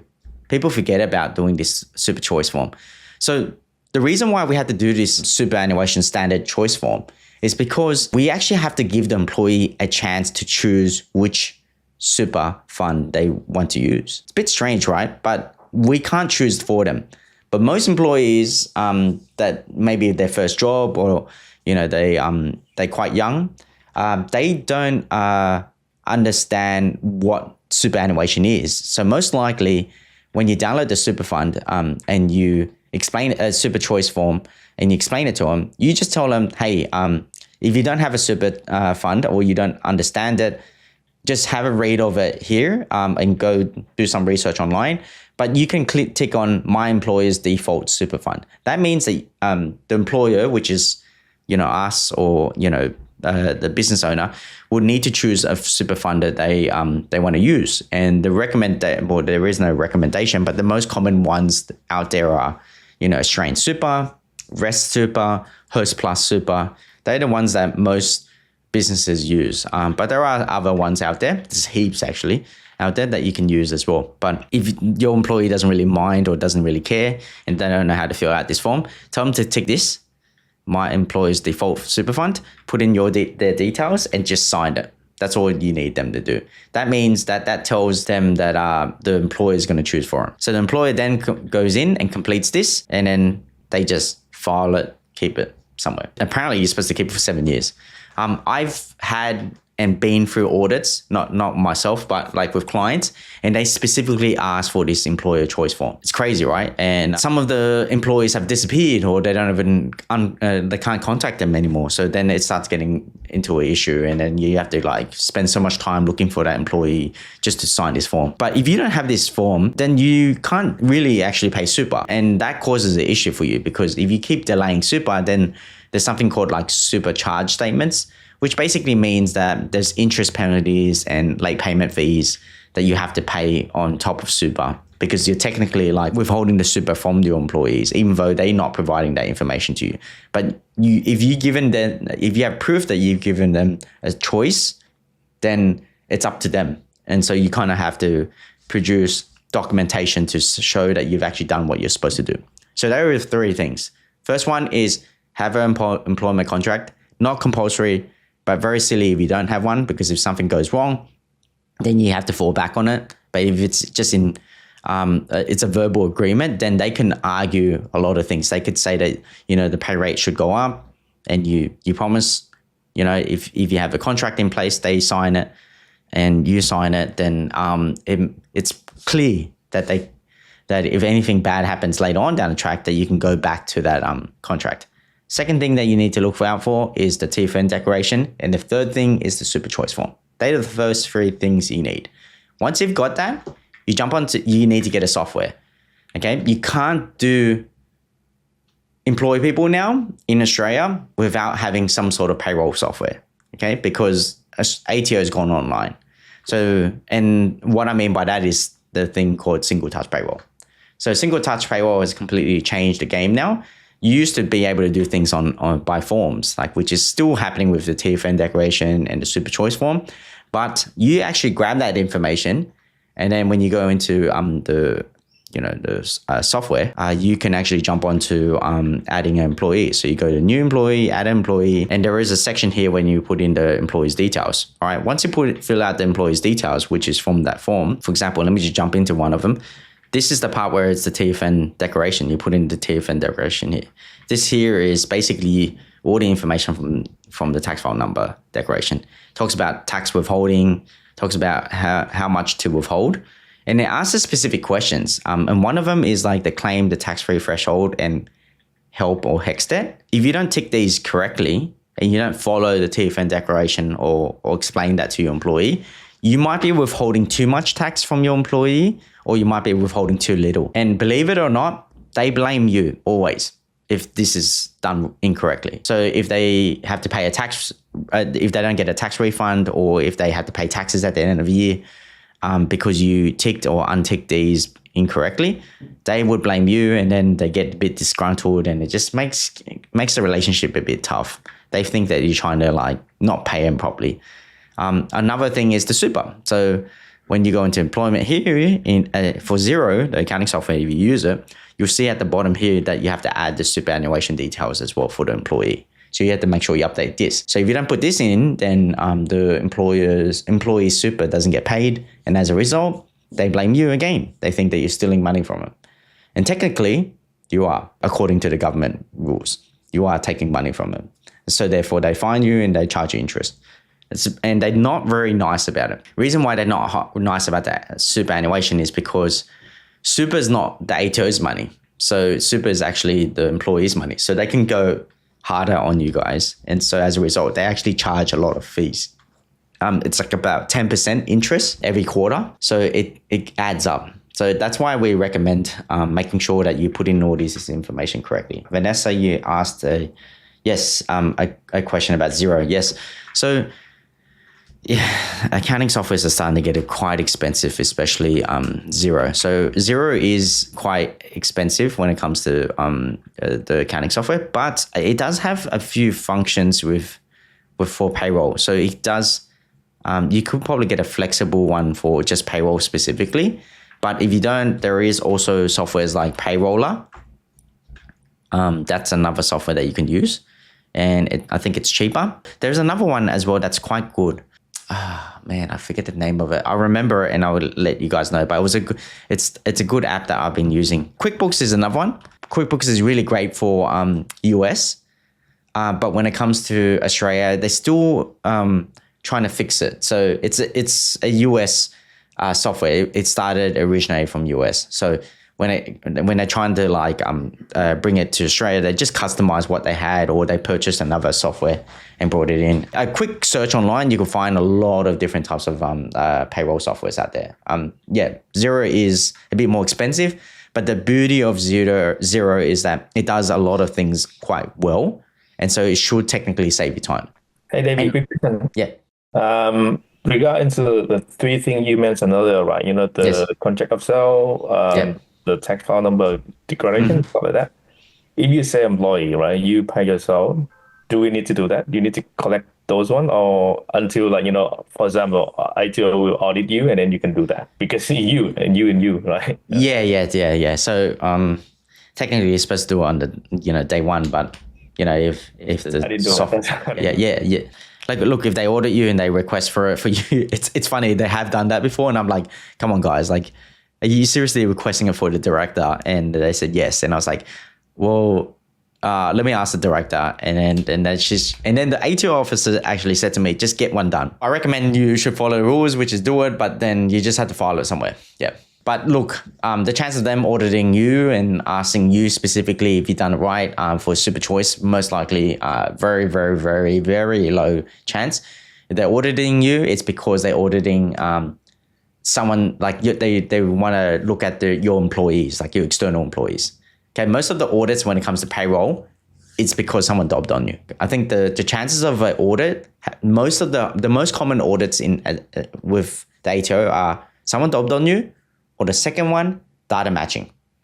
So if it's data matching, when it comes to your personal super, it's because you may have done some incorrect mistakes on the software. So they're not really technically looking for the super choice form. They're more looking, or the TFN declaration, they're more looking because you made a mistake somewhere. So they will ask you questions about that. Yeah. The super choice form, they do ask for if someone's dobbed on you. I've seen it happen before. Anyway, I won't go into specifics of this, but let me tell you the few common errors that people make. All right. So the few common errors people make is that when they add an employee and they go through the whole process, they forget to look at the employee's leave entitlements. So obviously, if you don't know much about leave, you need to understand it and you should look at the Fair Work website. But they forget to put in leave. So you forget to click this button here and assign leave types. So in Australia, just to explain, the minimum leave requirements is that you need to pay someone 4 weeks of annual leave if they work full-time with you, and 2 weeks of sick leave, which is also considered personal leave. That's paid leave, but they accrue it over time. They don't just get it straight away when they first work with you, but you need to accrue it. Accrue it means that you need to take it up depending on how many hours they work. So you need to click this button here and then sign the leave properly and fill in this information. If you struggle with this, I won't go through it now, but I would explain it to you when we do zero training, or you can contact our friends or our clients. So this is a really common problem. And the award rates are very complex.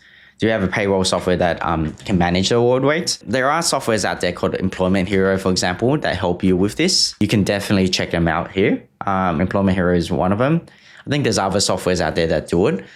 I don't use it that often, so I can't say for certain that this would solve your problem, but they do advertise that they have, they do look at all the award rates and all that stuff like that. So please feel free to check it out. What the heck is award? What is an award? So award is basically the rule book for specific industries in Australia. So some industries in Australia, they considered, it's not that they're considered a low level, but they're more considered in the sense that they don't have a ability to negotiate their pay and they don't have the power to negotiate their pay and entitlements as much as, working in an accounting firm and working in corporate. Okay, so because it's partly because they don't know the legal information as much. So therefore, the government has designed these awards or these rules for those specific industries to cover those industries. So you can find all the awards and the minimum pay and the details of the guides and all that stuff on Fair Work.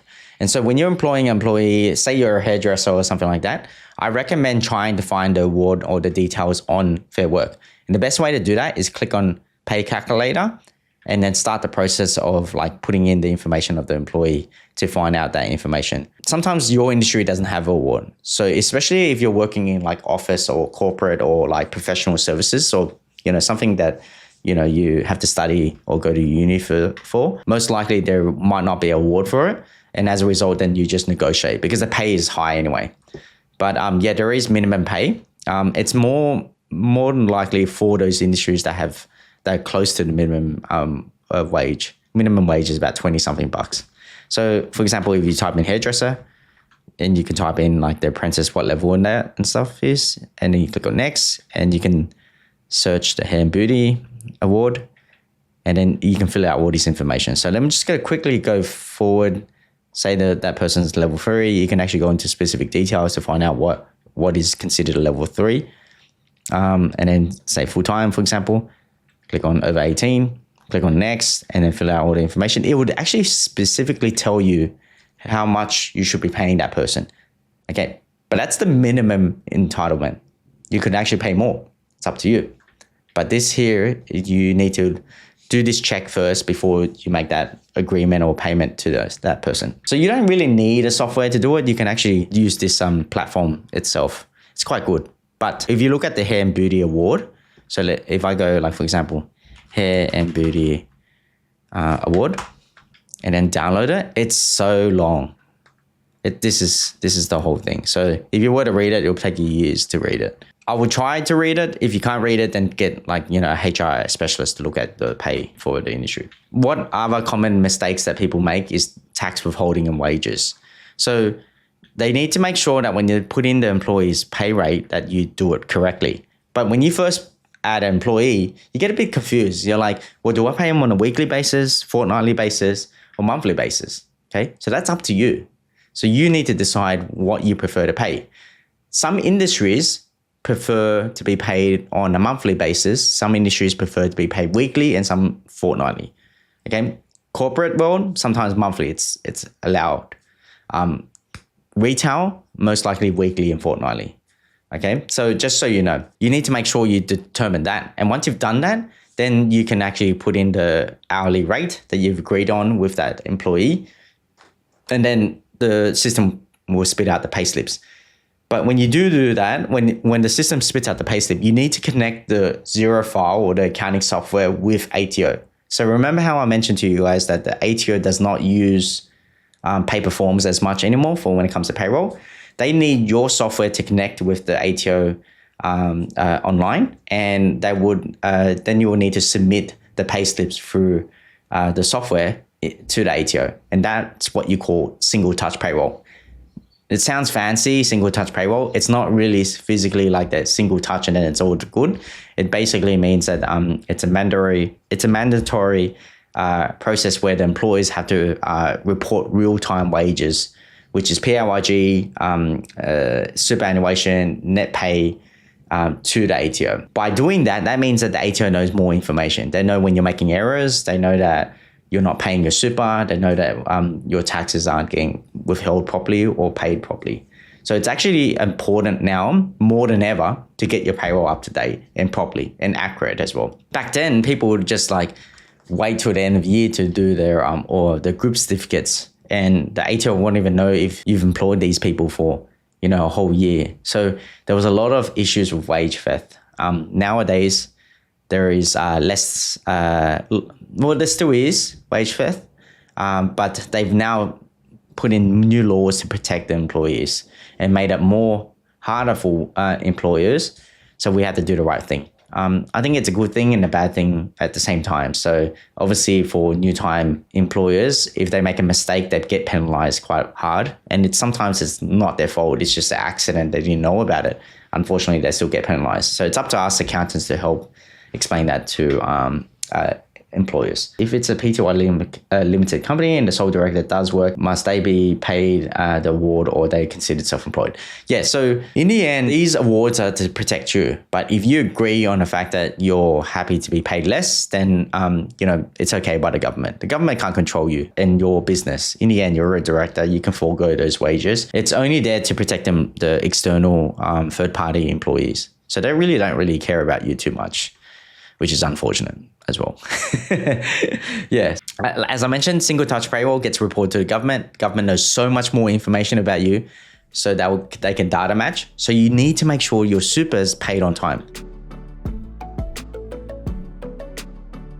Payday Super basically is just paying your wages at the same time you're paying your super. So when you pay your wages, whether it's weekly, fortnightly, monthly, your super needs to be paid within 7 business days.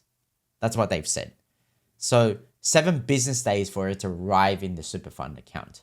Now, say about 5 years ago, superannuation was done on a quarterly basis. We were to report wages using something like a PAYG summary. It was a pink slip. We write down on it and we'll file it with MYB or Xero. And basically what would happen is most of that information gets filed at the end of the year. We'll do these pay slips that we'll send to our employees. We'll report to the ATO on an annual basis. Maybe not 5 years ago, maybe like 8 years ago, 8 to 10 years ago. That's when we started reporting with the ATO. Well, we were reporting with the ATO once every single year to let them know how many employees we had, how much wages we paid the employee, and we didn't actually report to the ATO the super. Now, fast forward to today's date, fast forward to 1st of July 2026, the ATO's made a lot of changes. So now you have to report single touch payroll. So single touch payroll sounds fancy, but basically it's reporting to the ATO government every time you make a payment to the employees. So if you do pay slips on a weekly, fortnightly, or monthly basis, the ATO knows the wages, the gross wages, the taxes, the superannuation, the leave, potentially, maybe later on down the track, and they know the payment dates. Now, if they have that information now, the next step for them is then what is going to happen with what that information they're going to have. So they're going to just cross-check that information with the superannuation funds. Now, they've been able to get the super funds also to report. So industry super funds like Australian Super, Host Plus Super, and Rest Super, all of these super funds are now reporting to the government the payments that are being received, so they can then double check if, okay, they've got the wages, the employees' wages for all the small businesses in Australia, and they also now got the superannuation payments. So they can check if you're actually late or not. Now, back then, 10 years ago, because it wasn't reported until annually, and the super fund was actually not even, super fund payments were not reported at all, ATO had no visibility of if super was being paid or not. Now it created a disconnect. They were auditing business owners, but they didn't know who to audit to find who was not being paid. So they relied on employees to dob in their employers. Now, that was a big of an issue because obviously there's a conflict of interest. You dob your employer, you put him under, you lose your job. So that's why it didn't work. So that's why it took them 10 years to implement step-by-step superannuation changes. Because if they did it all at once, it would be just way too much. But this is the final step, I believe, that is changing everything. So this is the final step of the changes to superannuation for the whole economy, for the whole of small businesses. And what they're trying to do is stamp out employers that are not paying their superannuation, and basically they say they're stealing from the employees, because technically the superannuation that you pay, which is 12% now, it's your employees' savings. It's the employees' wages. So you're taking money off them that you shouldn't be taking off. Now, 10 years ago, what these employers would do is they would report the wages. They won't pay the super. They'll take the super. They'll draw it out of the business and they'll buy their personal assets. And then what the worst part about it is that the superannuation late payments, the ATO didn't chase them and they didn't know about it. So it just kept going for years. And then after 5 to 10 years, superannuation payments of 12%, say you got, $1 million worth of super, 12% of that's like 120K for 5 years. That's 500 something K. People use that to purchase assets for themselves, business owners. And that's where the big problem was. So that's why the Australian government the ATO and the Australian government has implemented step-by-step changes to the superannuation laws to prevent people from doing that. Now, that has caused a lot of problems for us as small businesses, right? We now have we're highly regulated. But that's the reason why Payday Super has changed everything. That's why we needed to do it. It's unfair. Let's just face it. It is unfair. It's unfair for the employees to not get paid. And it's unfair for people that are causing these issues within the economy and stealing from their employees. And they shouldn't be. They shouldn't be allowed to do that. And I'm telling you, there was a lot of small businesses that were doing that. Look, some of the reasons why they did it was because maybe the business wasn't doing well, or maybe they didn't know better. Maybe the accountant didn't explain it to them. But in the end, it created a lot of problems for the economy, because then people were losing out on their super, their savings for their retirement. And that's just it. If you think about it, if it happened early on in your life, you won't see the effect. But 20 years, 30 years later, if you've lost like $50,000 worth of super, of unpaid super from your employer that you work with for 5 years, that money can balloon over to like $300,000 when you retire. So that because of the reinvesting and the compound interest that you can get. So it's actually a big problem. So yeah, so the ATO decided to make changes and they put in Payday Super. Now that's happening on 1st of July. So what actually is happening? So let me just go into that. Okay, cool. So what's actually happened here on the left-hand side is the old, and here on the right-hand side is what is the new, right? So as of now, you can still pay your superannuation quarterly. So it's usually 28 days after the financial quarter. So the financial quarters were March, right? June, September, and December. So 28 days you can do the super. So you've got you can be paying your employees every week for 3 months and then make the payment on the 28th the following month. So you've got like basically 3 or 4 months worth of superannuation for your employees sitting in your bank account when you're running a business. Now, the ATO is saying that within 7 days, we want the money in the superannuation fund. So that means that you have to basically pay it during Payday Super because it takes time for the transfer to happen. So you have like about 2 to 3 days to do Payday Super, to pay Super.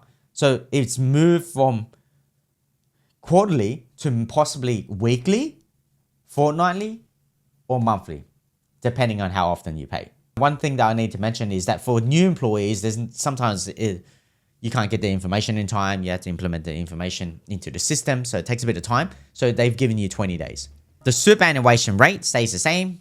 It's moved up to 12% from the 1st of July 2025. So it's sticking at to 12%. So nothing changes there. There's a definition of wages. It's called ordinary time and earnings. That's how they calculate the hourly rate. It's called ordinary time and earnings, which is the hourly rate, right?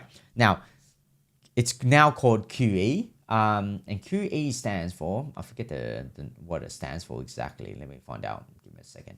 Qualifying earnings. It's just replacing the term ordinary time earnings. Don't worry too much about it. It's a bit complicated, but basically your accounting software, if you're using accounting software, which you have to now use, would deal with that. So you don't need to worry about that. Okay. So what they're also doing is they're getting rid of the small business super clearinghouse.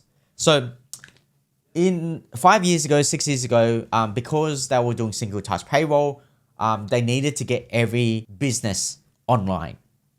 Right? Because they wanted you to report on a weekly, monthly, or fortnightly basis for your payroll, right? What's the best way to report? You're not going to send mail to the ATO anymore. They wanted you to go on some sort of online software and then put in the data of your wages, your employees, your super, and all that stuff like that. So they wanted all that information.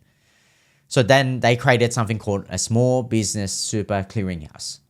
Now, that small business super clearinghouse, they set it up, they created it, and they made it free. But now they've slowly taken the software offline, and they've made it like they're going to close it down on the 1st of July.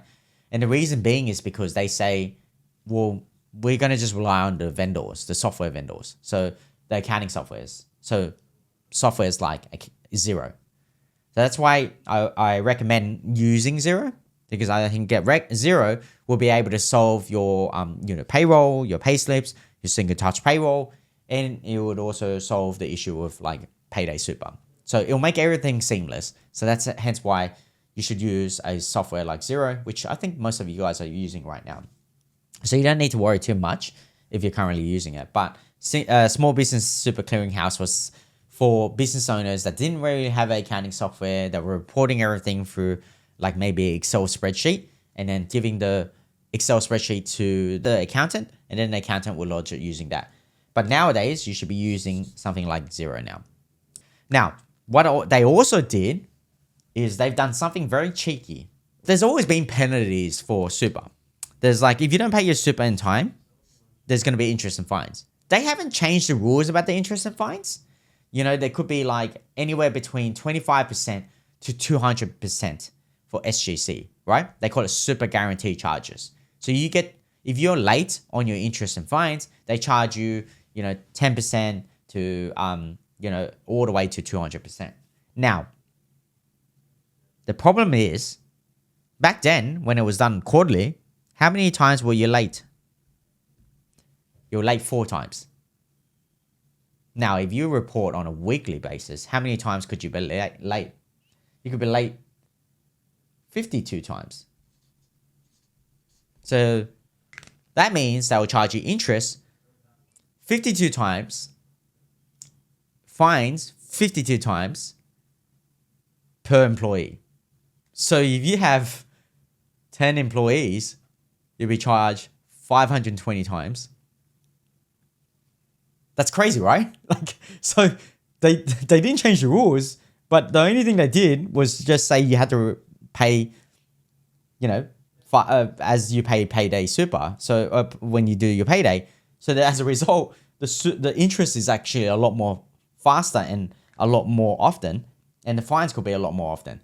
So instead of you being like charged per quarter now for the late interest and fines, because you have like 4 technically you could have close to 3.5 months to pay your super. Say you pay your wages in January, all right? And you have to April to make your super payment, and then it becomes late, and then you have to pay interest and fines, right? But now, if you pay your wages in the 1st of January, you're gonna be late next week, the 7th of January. And if you're late every single week, interest charges, fines, 52 times for the 1st week of January if you don't pay it. So if your accountant, if your bookkeeper, or if you personally are not on top of it, then whose fault is it? Okay, you can blame your accountant, you can blame your bookkeeper. In the end, everyone has, it's out there in the open that you have to pay your super obligations for your employees. And they did change one thing, and the one thing they did is they legalized it and made it a criminal offense. So now it's not just a civil issue. You don't just get fines, but they can take it direct to court, and they can take you to jail. I think it was like 10 years maximum jail sentence. And the reason why they argue that we can take it to that level is because you're technically, in fact, stealing from your employees. That's what their argument is. So I know that sounds scary, and I just want to be clear that that's why they're taking it slowly. They've done this for the last 10 years. They fixed up the softwares. They made sure that everyone started going online. Then they created something called single touch payroll. Then they've increased they explained how Payday Super worked. They did audits to educate the business owners. They put in a way to fine people and charge interest. Now they created a new legislation to say that, hey, it's a criminal offense. So they've slowly done that over the last 10 years. If you've heard of it, if you think you've only just recently heard about super, then you must be living in under a rock, because this has been happening for like the last 10 years. And I've been creating countless of videos about super. So just be very careful of what's actually happening and just be on top of it. That's all you should be doing to be on top of it. Now, the biggest thing that everyone's talking about is this. It's cash flow. Because small businesses would often use remember how I told you it takes like 4 months for you to pay your super? Where does that money sit? It sits in your bank account. And so when it sits in your bank account, you use it. So what's happened now is you had cash flow. People were using that money to fund their business. But now if you pay that every week or every fortnight or every month, that cash flow is going to drop. And that's going to severely impact your business. We're talking about, I've got over $1 million worth of wages. We're talking about 120K easily that I won't have in my bank account anymore, because it's going to go out to employees, which I get it. It's like your employees' money in the first place. But I just want to warn you guys that the cash flow of small businesses will be tighter than ever. And the worst part is, if the interests and the penalties are all on top. So got to be very careful of what's happening. That's the biggest change that would happen to your business.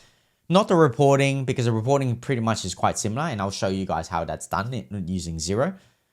But the biggest change is the cash flow problems. Now, I'm going to quickly stop there. Does anyone have any questions about these changes? I have two questions. In the case of a small business with the owner as the only employee, I'm expecting it's going to be the same, right? Because even though it's one employee and it's yourself, you're still committed to when you pay yourself to do that. Yes. That's my first question. Yes. My second question, this scenario applicable only when you pay wages, right? So in case of companies with one employee, if you don't pay yourself a wage and you're taking the money as a loan or different ways, let's say for the whole year, and then at the end of the year, you retain the loan and you pay yourself a wage, and at that time you pay the super. Will this work or?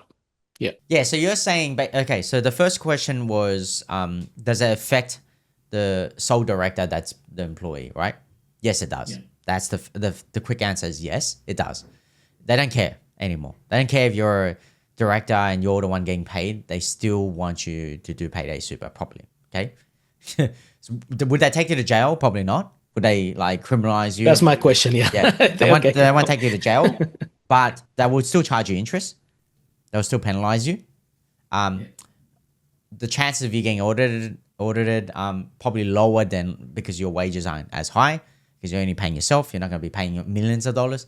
They'll probably go after the big dogs, but it doesn't mean you're not doing the wrong thing and they're going to just let you slide. If you come on the radar for other things and they audit you and they find this, they'll charge you interest and then they'll penalize you as a result. So, but they probably won't take it too far. That's all.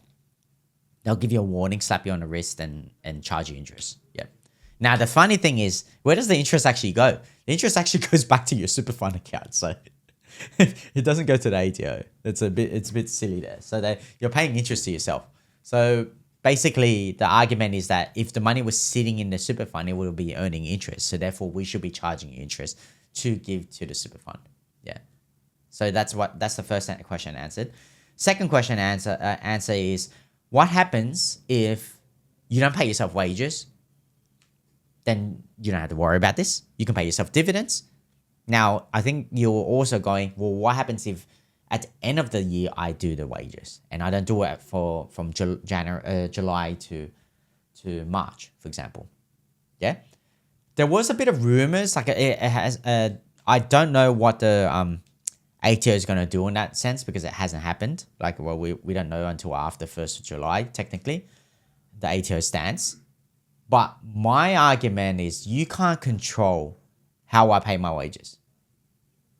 If I decide that I don't want to pay my wages because I can't afford it and because I've got cash flow issues, then I don't know why you can say that I need to pay it on a regular basis. As long as it's my wages, right? If it's your employee's wages, obviously no employee is going to work for you for 6 months for free and then pay them at a lump sum after 6 months. So you can't do that. But for your own personal wages, I don't see it a problem if you start paying your final like lump sum wages in April, May, or June in the last part of the financial year, and then pay your superannuation at that point in time. So you don't have to deal with all that problems because it's better for cash flow because you didn't have the money. Or you're waiting for money to come in, like a job to do. And then that job came in and then you do the super. Or you just didn't want to do the bookkeeping and you didn't know how to do it. Whatever. I don't think the ATO can dictate how you do your wages. Period. Especially how you pay yourself. You're a business owner, you make those decisions. They only can put in the laws and follow the laws, right? But if you don't have wages, then I don't think it's a problem. Now, then that's where you have to be careful. If you start reporting wages from, say, July 2026 and you don't do the super, so every month you're reporting single touch payroll or every week, and then you also lodge in your BASs, then you're shooting yourself in the foot. So you just got to be careful. Don't, like, if you don't want to pay your super straight away, just don't do your wages until at the end of the financial year. Yeah. And then that's where like the accountant will come in and help you out. So reach out to us and we can help you out with that part. Cool. That answers your question. Perfect. Great. Any other questions, guys, before I jump into how it's done in Xero? Yeah, so I would like to know, compare with the wages paid director and director fee, withdraw pay director fee from the business account. So which one is the, I know that wages have to pay to the super. Yeah. So, but what about the Director's fee? wages? Yes. Yeah. Can you So- explain about that one?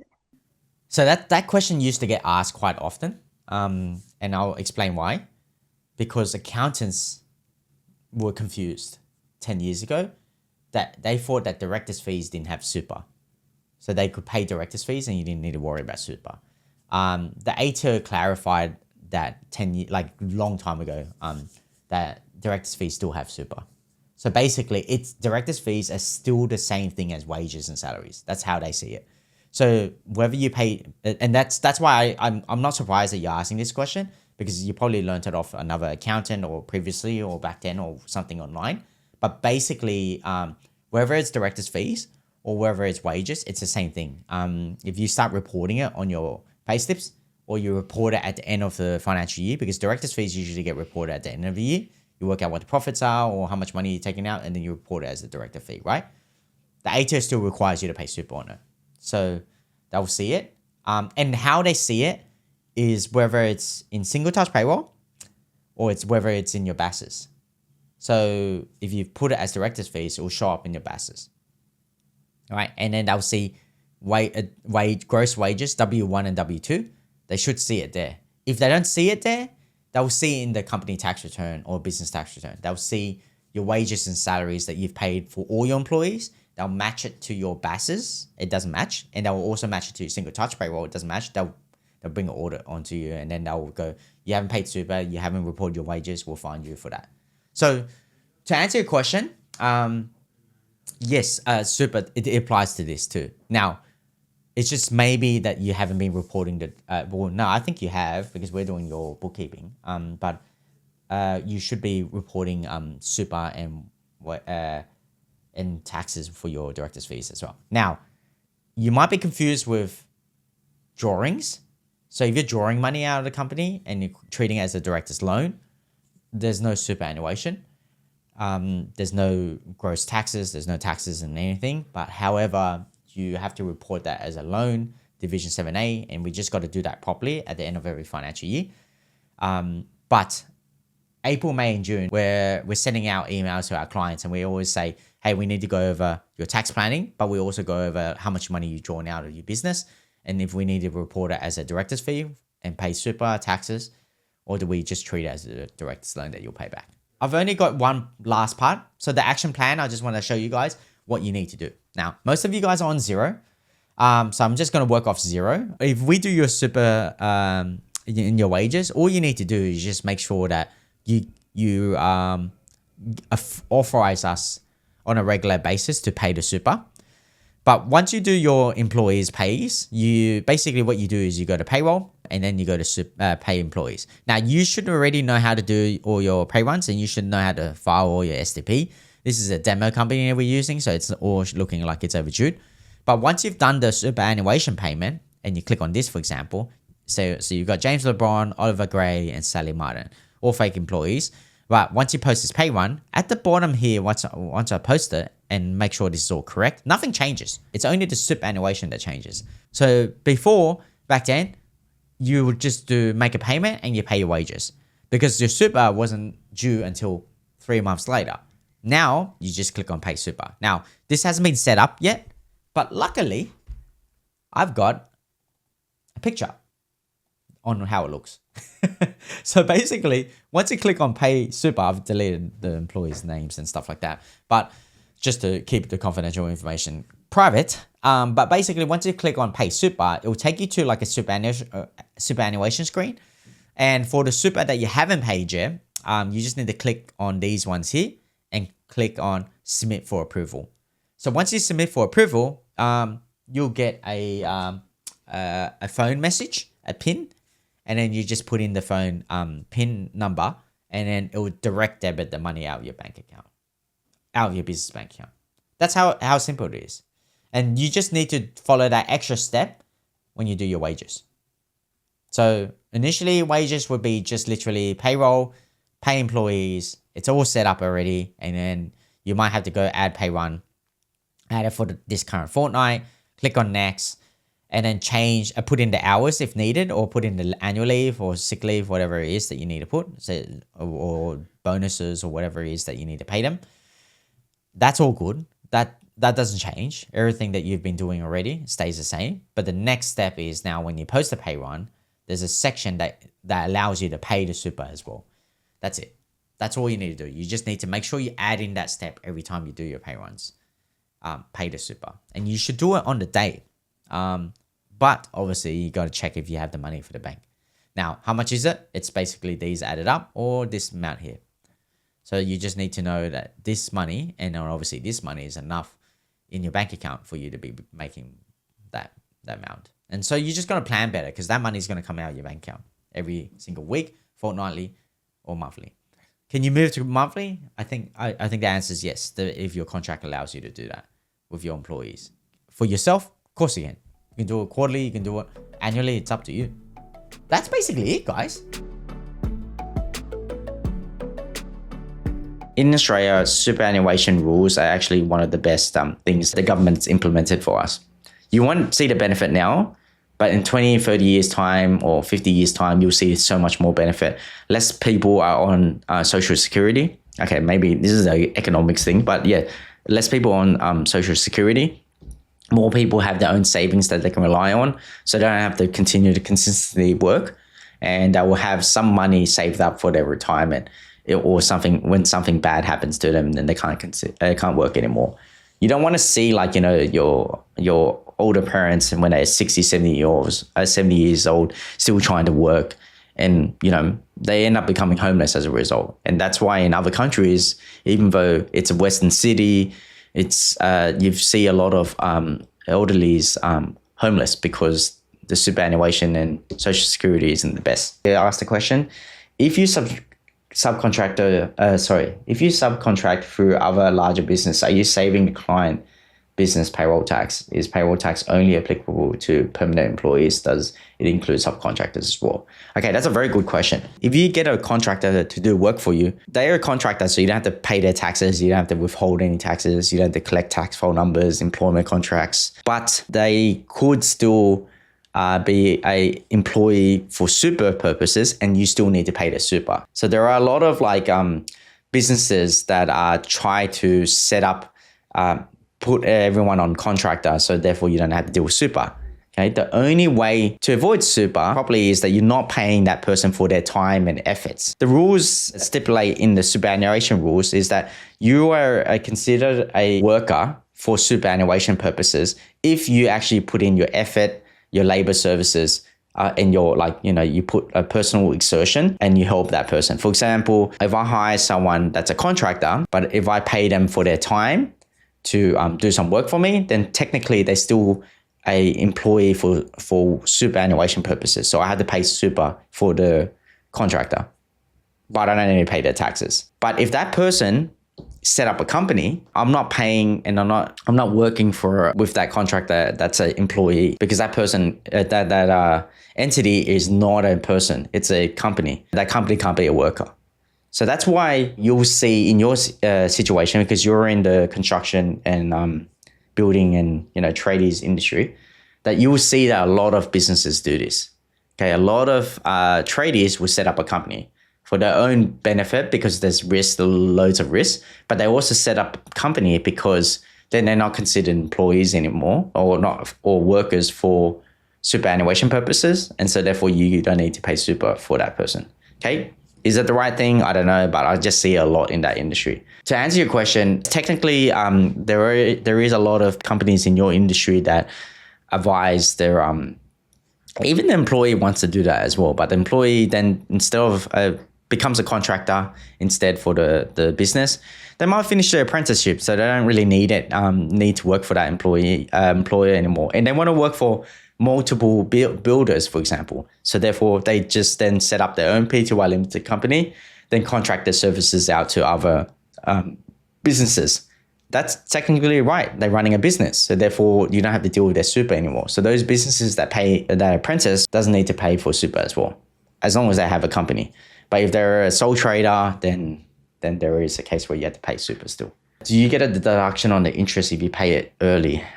Is this to do with supercharge statements? I think you are saying that supercharge statements, technically you're not allowed to claim the interest on it. So yeah, it's crazy, right? The ATO doesn't allow you to claim the interest on supercharge statements. But anyway, don't count me on that. I'll double check for that.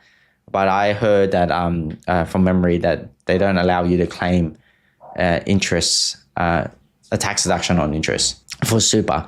But even if this is not the case, they're trying to argue and trying to push that through. So the last few months, I've saw the Labor government trying to implement a new rule, which basically says that if you're late on paying your taxes, we're not going to allow you to, we're going to charge you interest, and we're also not going to allow you to claim the tax deduction on it. So if it's not a rule yet, it may be a rule later. So it's unfortunate government's having so much control. Yes, that was under SUC. I mean, if you're late on the super payment, say by 3 months and charge interest, but you already paid after 1 month. Okay, yeah. So if you're late, I think it's late on a specific time, right? Anyway, let me get back to you on that one. So yeah, a specific time, after a specific time, you can't claim the interest. All right, so that's supercharge. Okay, now I want to talk about payroll tax. Okay, so payroll tax is very special. So let's just go to New South Wales for a second. So there's payroll tax is, again, like it's with the New South Wales government. Every government has a different payroll tax. So let me just see if I can, every state, per state. So it's crazy. Like, see how, like, if you type in payroll tax, you have New South Wales, and then there was ACT, there's, see how there's ACT, and then there's like Queensland, South Australia. There's all those different states, and it gets really, really confusing. So every state has their own rules and thresholds. And so you have to click on each state to kind of figure that out. So, but in New South Wales, you have to report if you're over these thresholds here. Basically meaning that in New South Wales, if your threshold is over, I think it was 1.2 mil threshold payroll tax, you have to deal with super. And the payroll tax. And the tax rate is 5.45%. So this threshold of wages, it's not just wages, gross wages. It's also inclusive for super. So you could be like paying $1.1 million a year on wages, and you will be over the threshold because you add superannuation as well on it. Crazy thing is that you don't lodge this on an annual basis, you lodge this on a monthly basis. So payroll tax is very confusing, and you don't even sometimes know that you have to pay it until like they audit you. And New South Wales government is different from the ATO. Australian Taxation Office is federal, and New South Wales is it's state. So therefore state government does their own thing. The crazy thing is that state governments like ACT, Queensland, they data match and get their information from the ATO. So when you lodge a tax return, they can grab that information, and if they see that your wages are over 1.2 mil, including your super, then they will audit you. They won't audit you in the first year. They'll wait like 2 or 3 years and then audit you, and they can get a whole bunch of taxes back. If they do 1 year, they won't get that much. Also because they're slow. And that's when it comes to payroll tax and super. There's also other issues that you need to be careful of. It's also collecting, like I said before at the very start, you need to withhold and keep the payroll information for 7 years. The reason why you need to keep that information, and you also need to protect the employee's data. This is like personal information, license details, passport, tax file numbers, personal address. That stuff there is very important for you to keep. So if you release that data online, for example, you can get into a lot of trouble. So make sure that you keep that information in a safe place, and you don't just actively just provide your employees information. It should be a given that you should know that. So another issue is that some businesses, to avoid all the payroll confusion, they just go and get their employee to be a contractor. You got to be very careful of this. Obviously, if you push them to be a contractor and you influence them, the ATO has some specific rules that can penalize you. They can. So I've had a case where a truck business, a client that's been with us for many years. I'm talking about like 8 years in my old firm as well as this firm. And what happened was that they had contractors for the truck drivers. These truck drivers, they employed some people, like 3 or 4 people on the books, and then the other truck drivers, they put them as contractors. So they said to the truck drivers, "You're contractors. Give me your ABN. Make sure you get insurance, and I'm going to pay you, $50 an hour." So they agreed on an amount, and they paid them $50 an hour. The reason why they put them as contractors was possibly because they were temporary. They weren't working that many days. They weren't sure on how good they were, so they didn't want to employ them. But over time, they started working with these contractors, and they just left it. For the next 3 or 4 years, these people were working full-time, and they were still considered contractors. So they didn't withhold taxes, they didn't pay super. And what happened was one of those truck drivers, nothing wrong with the industry, just never did their taxes. And then out of nowhere, they did all the taxes all at once, probably because they got audited. And when they got audited, what happened was they reported the contractor income as wages. They went into the tax return and they put it as wages, gross payments. And obviously there was no tax, so they put zero tax. Or no, they didn't even put zero tax. They just put it as wages. That flagged it with the ATO. Then the ATO went and audited the client. The client then didn't do anything wrong, or so they thought. They had to go through the whole audit. And what happened then was they looked at super choice forms. They looked at withholding tax. They looked at super was paid properly for all employees, including contractors. And because some of these contractors were sole traders, the ATO then went and said, "No, you haven't done it right. We want you to pay super on all these truck drivers, not for 1, maybe 3 or 4, and for the last 3 or 4 years." And as a result, he had to pay like $100,000 of super plus interest plus late fees, not because they did anything wrong. Well, technically he did. He didn't know that he was supposed to pay super for the truck driver because it was their personal exertion. They were considered an employee for super purposes. He ended up having to refinance the money out of his home loan to do that. He was really upset. He wasn't really happy with the worker as well, but he couldn't do anything about it.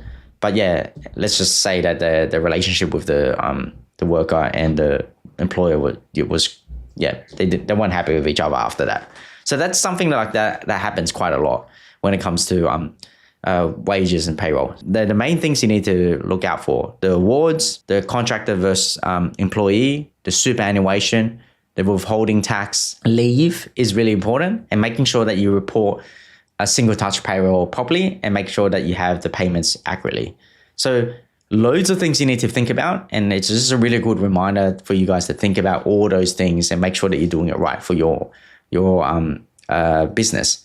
And just because you work for your own company and you're the only employee doesn't mean that you can get caught out.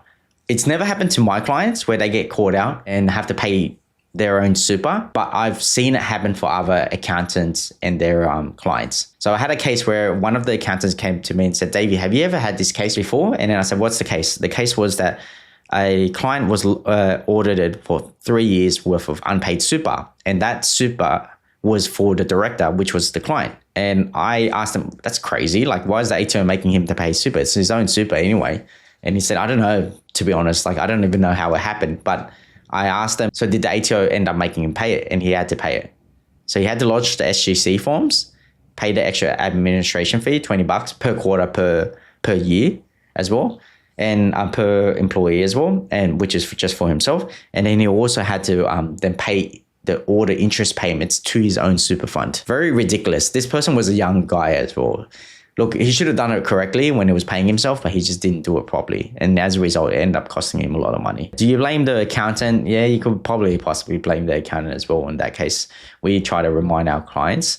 But yeah, anyway, got audited 3 years, even though he was a director of his own company, he just didn't pay his super on time. So if you employ an employee and that person is based in another state, so this is a bit confusing. So I actually made this mistake myself. Sorry. So I didn't make the mistake. I thought I was right, but I was wrong. So what happened is I have an employee that's based in Melbourne. So I included them into the New South Wales threshold. But then because that person's based in Melbourne, that person's in the Melbourne threshold and not in the New South Wales threshold. So it's based on their location. You think that you're getting away with if you've got like, you know, say 5 people in New South Wales and then 5 people in Melbourne, for example. That means that you've got 2 thresholds, right? No, that doesn't work that way. It actually works negatively to your business if you've got multiple people in different thresholds. The reason why is because the payroll tax calculation is based on your overall wages. So let me give you an example of what happens. So say that you have like $1 million worth of New South Wales wages, okay? And the threshold for New South Wales is 1.2 mil. And say that you have then another 500K worth of wages in Victoria, because your employees are based in Victoria as well. So you've got two locations. Even if it's just online, even if you've got people just working remotely, they consider 2 locations, two states. So then overall, you've got 1.7 mil in wages. So you're actually over the threshold, but because you're under the threshold for each state, most people don't lodge the payroll tax. That's the wrong way to do it. What they do is they actually apply a percentage against your threshold. So because I have $1 million of wages in New South Wales, they do 1 over 1.2 mil, whatever that is, say it's about 80%. They apply 80% onto that 1.2 mil threshold. So now my threshold drops. My threshold goes down under 1 mil. So I'm actually over the threshold now. So that means that having more employees in other states makes you lower your threshold, because they take a percentage of your threshold based on how many total Australian workers that you have, not just on each state. The state having like, you know, wages all over Australia and employees all over Australia doesn't really help with payroll tax, and payroll tax starts getting really confusing. One thing you need to be careful with is the 5% is a lot of money. It doesn't seem like it's a lot, but if you do if you do like say $100,000 times 5%, that's like $5,000. If you haven't paid your payroll tax for 5 years, that's 25 G's. And then there's tax on there's interest on top of that. Great thing about payroll tax is it's tax deductible, but worst thing about it is that actually it demotivates employers to actually employ employees. I think it's one of the worst taxes that were created in Australia. It doesn't make any sense. Why would you tax employers more because they're employing more people? Yeah, doesn't make any sense to me. Anyway, shouldn't say too much about it before I get fired by the ATO. Can you pay salary wages without proper rhythm?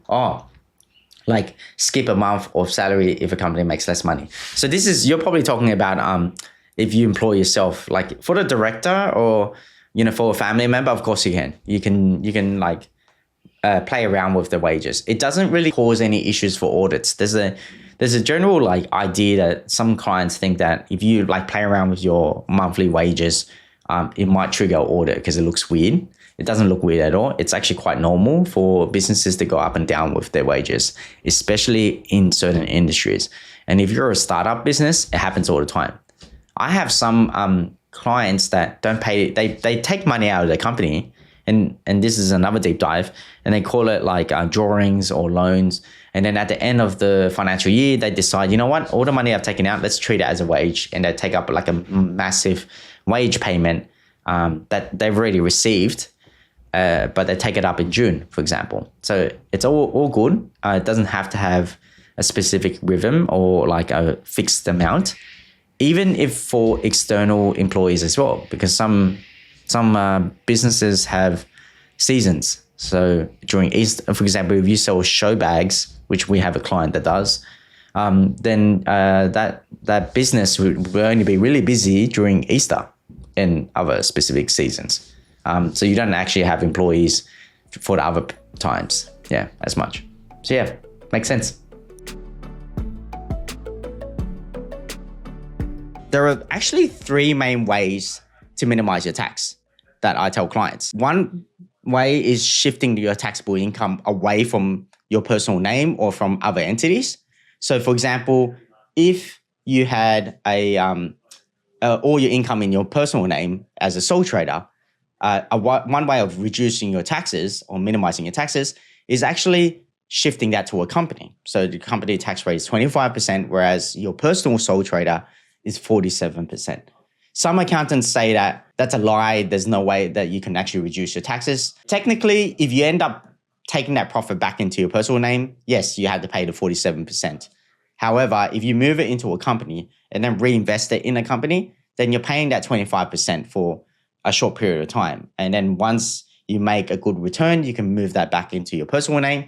And yes, maybe you might have to pay 47%, or maybe you're retired by then and you don't actually earn any income in your personal name. And then as a result, you can like balance the income that or the profits that you made through that company.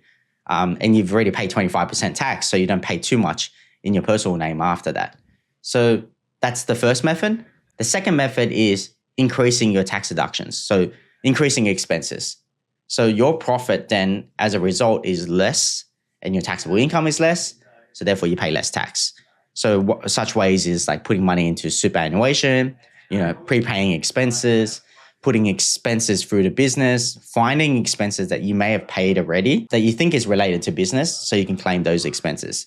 And it's funny, some clients, one of the mistakes they do is forget about expenses they paid in their credit card or the personal bank account, or they borrowed funds to pay for an expense. And because it doesn't come out of their bank account, they forget to tell their accountant. And as a result, they've missed those tax deductions. And so we go back and fix those mistakes as a result. So that's the second method of claiming tax deductions to reduce your tax. And the third and final way is reducing your income. That sounds weird. Why the hell would anyone want to reduce their income? So reducing your income doesn't mean that you just don't make any money. What you could essentially do is maybe push back some of the income for that financial year. So let's just say, for example, April to June, you realize that you don't need to actually do this job. You've got this job that's in place, scheduled for June. You can invoice it now, but then you decide, you know what, you want to take a break. You want to take it easy. You don't want to pay for the taxes early. So as a result, you tell your client, hey, let's schedule it in July. I'll send you an invoice 1st of July instead. So that means that your income actually reduces. So therefore, you don't actually have to pay the tax on it for this financial year. So that's actually a method that accountants actually don't tell you much about. And the reason being is because it's too late. Accountants can't tell you that because they have the meeting after 30th of June. And once they have the meeting with you after 30th of June, your income's already set because whatever goes into your bank account, whatever gets invoiced, it's already done in the accounting system. So it's very hard for us to advise you on ways to minimize your tax by reducing your income. So you don't really hear about that strategy that often, but it is a method. For some of the hospitality businesses, unfortunately, you can't just close up shop for the week. You still have expenses to pay. So it's probably not a good idea. But yeah, for the service-based businesses, construction businesses, they can push jobs back. Yes, it does reduce your income. However, it means you're delaying your taxes until the year after because that income falls in July, which falls in the 2026 financial year, which is due, the year after. So it's still a lot of time. So they're the 3 main ways. The 3 main ways is shifting taxable income into other entities that have a lower tax bracket, increasing your tax deductions, and then reducing your income. One side note is if you haven't prepaid your income taxes for the year, so that's via PAYG withholding or installments, and this generally happens when it's your first year in business. So you haven't prepaid any income tax. So just because you pay GST doesn't mean that you've prepaid your income tax. Just because you paid your employees' wages doesn't mean that you've paid any income tax for the year for your business. So most likely, if that's the case, you won't get a tax refund, okay? But some people think that because they just started a business that they're going to get a tax refund like how they used to get when they were an employee. So I just want to point out that like if you haven't paid the taxes for the company throughout the year, most likely you won't get a tax refund because you'll have to pay taxes at the end of the year because you made a profit. And if you didn't make a profit, you don't pay taxes. That's how it works. I'm going to go into I think there's like 10 ways to minimize taxes, the strategies. So if you have any questions, feel free to stop me anytime and ask me questions. First things first, I'm going to open up a P&L. So let me just quickly share my screen. The first step is of minimizing your tax is prepaying expenses. And this is a profit and loss. So this profit and loss is multiple years, but we don't really need to look at the multiple years. Let's just look at the last 2 years. So let me just hide that just to make it a lot easier. So step one is actually looking at, it's actually not step one, it's step two. Step two was increasing tax deductions. So looking at your P&L for the year, so this is for 2024. So 2024 has already been done. But if you want to look at 2025 financial year, what you do is go into your accounting software like Xero, make sure it's all reconciled up to date, up to like March or up to February, and then look at your income as well as your expenses. So what I'm generally looking for is expenses that you can prepay. So what are expenses that happen the year before and happen this year, and they are large expenses? So in this case, for this business, they have these expenses here, which is cost of goods for contractors and wages. These are expenses you kind of technically can prepay.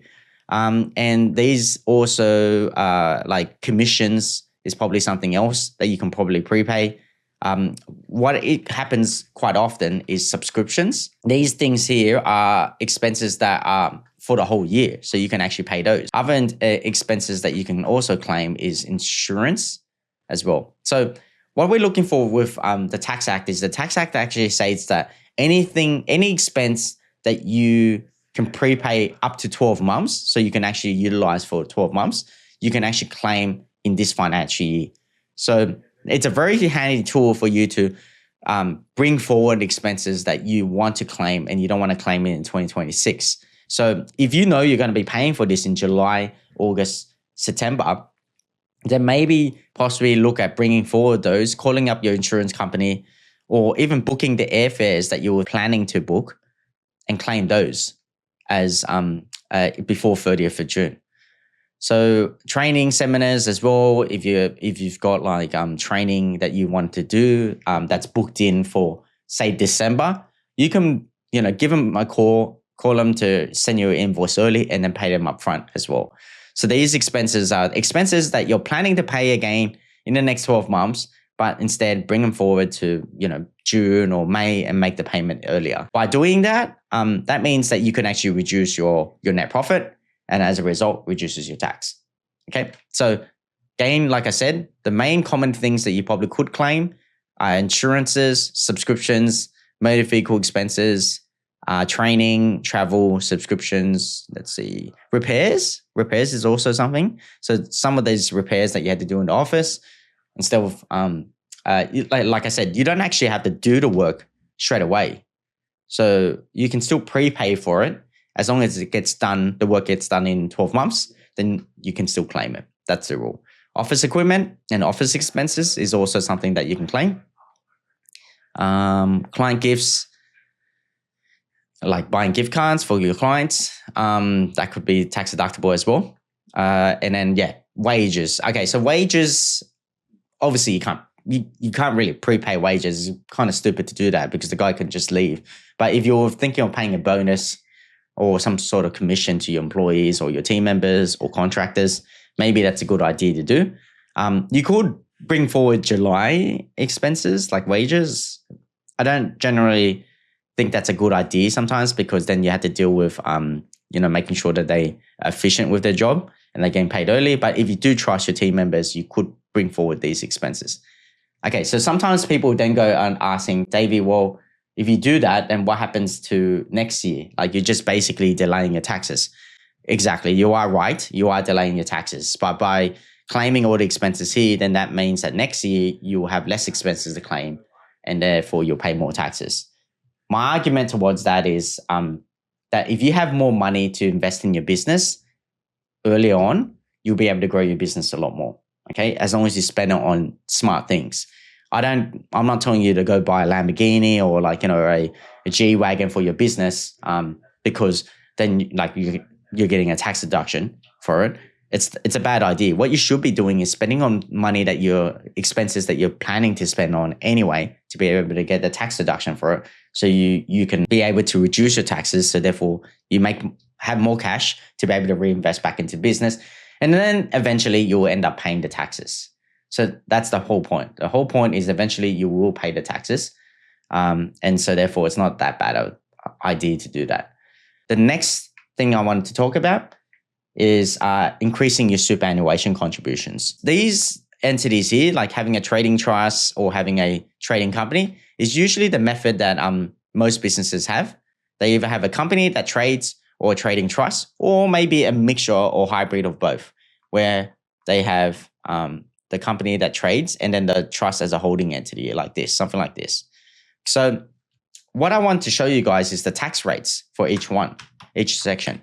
So this trading company usually gets taxed at 25%, whereas this individual or multiple individuals in the business will get taxed at anywhere between 0 to 47%. So that's a big amount of range. But generally, if this person makes 80K to 100K, their tax rate is already at 30%, okay? And then in the trading trust, people get confused about this, but the tax rate for a trading trust is actually, a trust itself, a holding trust or family trust, they call it, is actually nil. It's NA, not applicable. And the reason being is because a trust acts as a way for you to distribute your profits. In the end, the trust doesn't actually pay taxes at all. The trust has to pass the profits somewhere. And usually the profits get either passed to an individual or back to a bucket company here. And so if you have a bucket company here, you're going to limit your tax at 30%. What they don't notice is that a superannuation fund is actually taxed as 15%. And you don't have to have an SMSF for it to be taxed at 15%. Your actual industry super fund can also get taxed at 15%. So when you look at your structure overall, and remember how I mentioned about like structuring and shifting income, our job as an accountant is to look at your structure and maybe possibly redistribute profit or income in your business or your structure or your whole group to be able to minimize the tax. So we'll be utilizing bucket companies, trading companies, super funds, and also your personal name.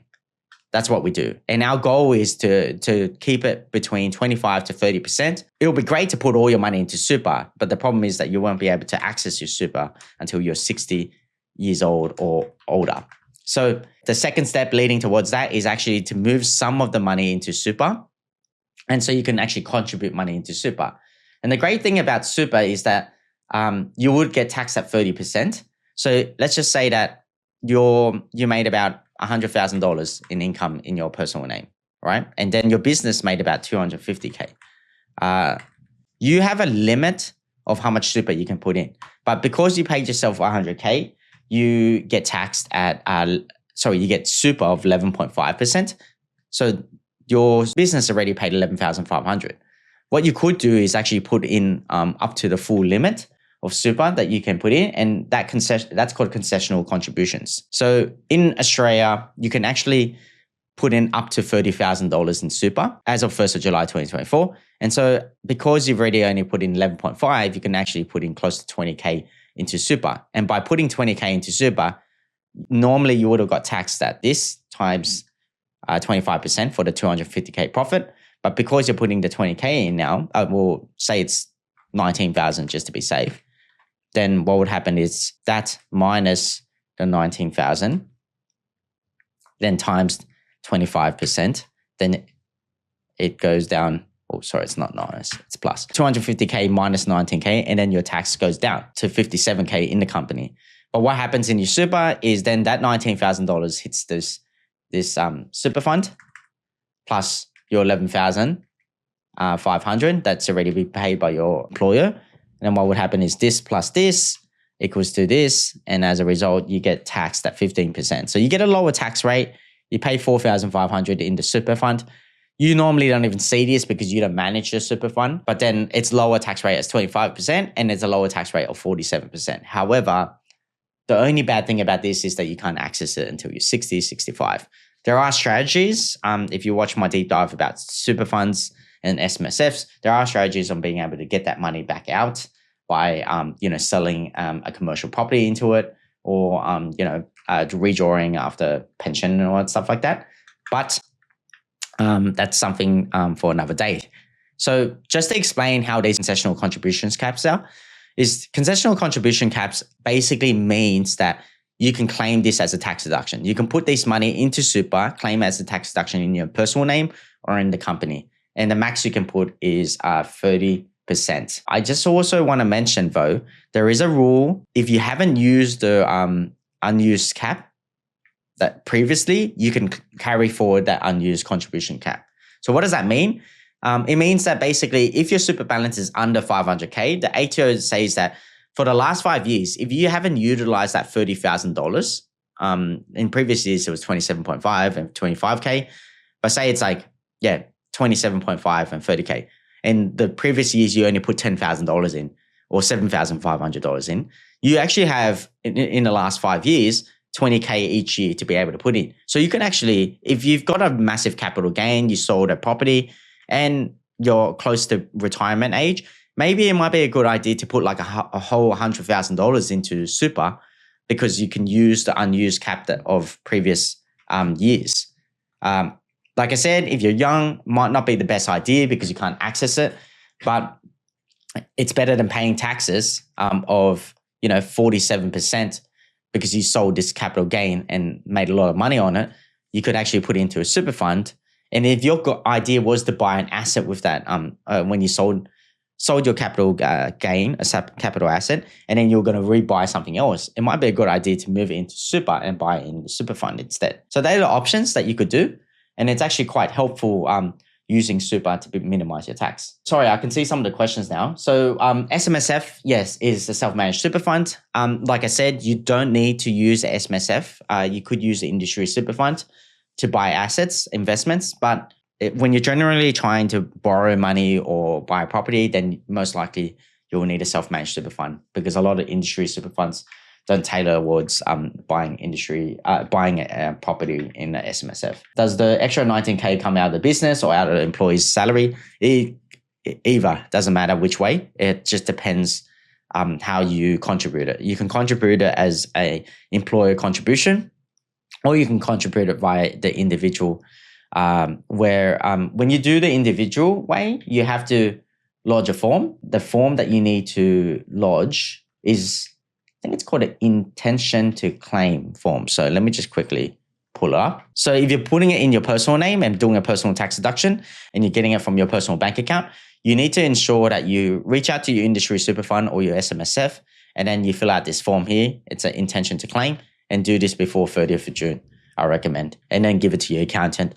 It's not that hard to fill out, but you can't just put money in. You actually need to register it with your super fund. All right, so that's the first two steps of being able to minimize your tax. The whole point is like either reducing your profit through claiming more expenses. They were the two main ways. Okay, so another way to reduce your expenses is actually using the instant asset write-off. So the instant asset write-off is really, really simple. It's basically you buying assets for the business. There's a rule. So this is back to the P&L again. So right now the P&L of this business is $467,000. So assume that we haven't reached 30th of June yet, and we're say May 2024. May 2024, we look at the profit and we're like, wow, we're going to be making close to $500,000 in profit. However, I need to buy a new motor vehicle. I've had my one for 6 years, and I need to upgrade now. So you can actually put in a motor vehicle as a claim. So you can look at motor vehicles you can buy. These days, if you looked at my deep dive about motor vehicles, you can buy a FBT exempt motor vehicle, which is an electric car, of up to like $80,000, $90,000. But say you bought it for $60,000, you can claim the $60,000. However, because it's depreciated, you can't claim the whole thing. Because it's over $20,000. But if it was under $20,000, you can claim the whole thing up front against this $467,000. But because it's depreciated, you can only claim a percentage of it. And that percentage, I think it's 15% the first year. And then the year after that, it's 20 or 20 something percent. Let me just double check. 15% upfront the first year. I think I saw it just then. Yeah, 15% upfront. And then each year after that, 30%. Yep, so I was wrong. 15% you get a claim at the upfront. And then after that, you get to claim the 30% of the running balance. So that's what you can claim against your P&L. So the next year after that, you can claim 30% of this. That's how depreciation works. So you get to claim that, and that goes into here in depreciation. I don't have depreciation here because I removed it, but then it will basically come off here of your profit. So instead of you paying 25% of tax of like 116K, instead you'll pay at the first year, you'll get a deduction of this. And then that's 2,250 just to save by spending 60 grand. However, do you spend cash of 60 grand? It just depends. If you're getting a loan to be able to pay for this, then most likely you won't be spending the full 60 grand straight away. But just take note that remember, you only get to claim back the tax deduction. Like I said before, you don't get to claim the whole 60K and you don't pay tax of 60 grand. It's only the 25% tax against your expense. Okay, so another way is if you're a service-based industry and you send invoices out to clients, because you invoice clients, you'll see that a whole bunch of your invoices and your income will show up here.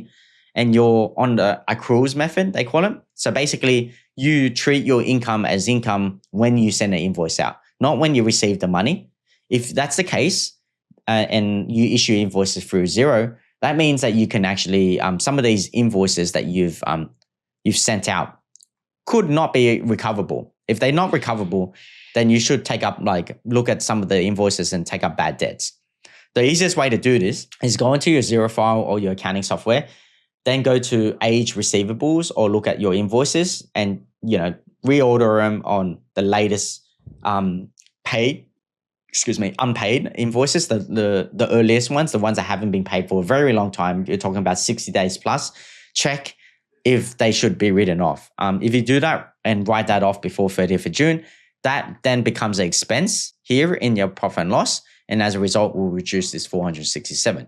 So I might have like a bad debt. Like I've sent an invoice to a client for say $10,000. That client went bankrupt. It's closed down the business. Most likely, I'm not going to receive it. So as a result, I will take up a bad debt against that invoice. And then what happened is that $10,000 income will be then offset by another account called bad debts here. And then it'll be like $10,000 here as well. So that means that I don't need to pay the tax on it and the profit will reduce. They're the main things. They're the main ways to minimize your expenses, increase your expenses as a result, then reduce your taxes. Then let's talk about another method, which is the timing. Remember how I mentioned to you, the third option is reducing your income. Some people don't like reducing their income, but I actually think it's a good idea depending on what type of business you have. So if you have a service-based business like myself, I invoice my clients on a monthly basis. However, the work actually gets done in sometimes the month after. So I get clients to put a deposit down or prepay some of the income, some of the fees, and then I go and do the work the next month or the month after. So sometimes what I'll do is I'll export my P&L in a monthly turnover method. So like, for example, I might look at a profit and loss. And that profit and loss, instead of it going annual, it'll go all the way from July all the way to June. And then I'll look at June income and then go, some of these June income that I was going to invoice, maybe I shouldn't invoice it yet. I should delay it. Because the reason being is because I don't want to do the work yet, or it's just not worth invoicing the client and then having to pay the tax on it when I do my tax return. So then I will have a discussion with the client. You have to have a talk with the client first before doing it, and then tell them that, hey, I'm looking at invoicing my income or my fees after July. What's the result of that? That means that then your income will drop. So if I could find like maybe possibly some invoices that I don't want to actually do the work for, in 2024 financial year and push it into 2025, then as a result, this would reduce my profit by $50,000. It's a substantial amount. Like I said, the whole point of that is just delaying it, and then you end up paying the taxes anyway next year. But you got to be careful. You can't be scheming and just pushing invoices over. There has to be a rule where you're not actually doing the work this financial year, you're doing it next financial year. The next one is that a lot of people don't know about is what happens in your business is that sometimes you kind of draw money out of your company. So let's go back to this scenario right here. So what I've seen clients do is that they usually pay themselves anywhere between $45,000 to $100,000. And what they do is that this is probably a advice that you either heard from us or you heard from a previous accountant, and you've stuck by 45 to 100K. And the reason being behind that is because your tax rate for 45K is, I believe, about 16% for anywhere income from 18 to 45K. So that's why people like to stay on that tax rate, because it's the lowest tax bracket. However, 16% can go all the way to 30%, and it can actually go a bit higher to 120K because you're still stuck with the 30% tax rate now. 135K is what you can go under. So people generally, businesses will pay themselves this much only. And then what would happen is that they'll make all the profits in the company. So say that your company made an extra $300,000 in net profit, and then you've estimated that that's what you're going to make. The company will then pay 25% tax, $75,000. And then in your personal name, you'll pay anywhere between 16 to 30% in taxes for this amount here. So it's quite a low tax. But what clients generally do, because they can't actually afford to live off 45K minus the tax in their personal name, so they start drawing money out of the company, and they draw that money through drawings. They take out drawings and they just withdraw out of the bank account. This happens so often in the financial year. And what we as accountants do is go, all right, well, you've taken this much money out of the company. And if you've done my deep dive, I think it was like 2 weeks ago or last week, there were three main ways to take money out of the company. The first way was wages, and the wages actually, you withhold taxes. So the taxes have been taken care of.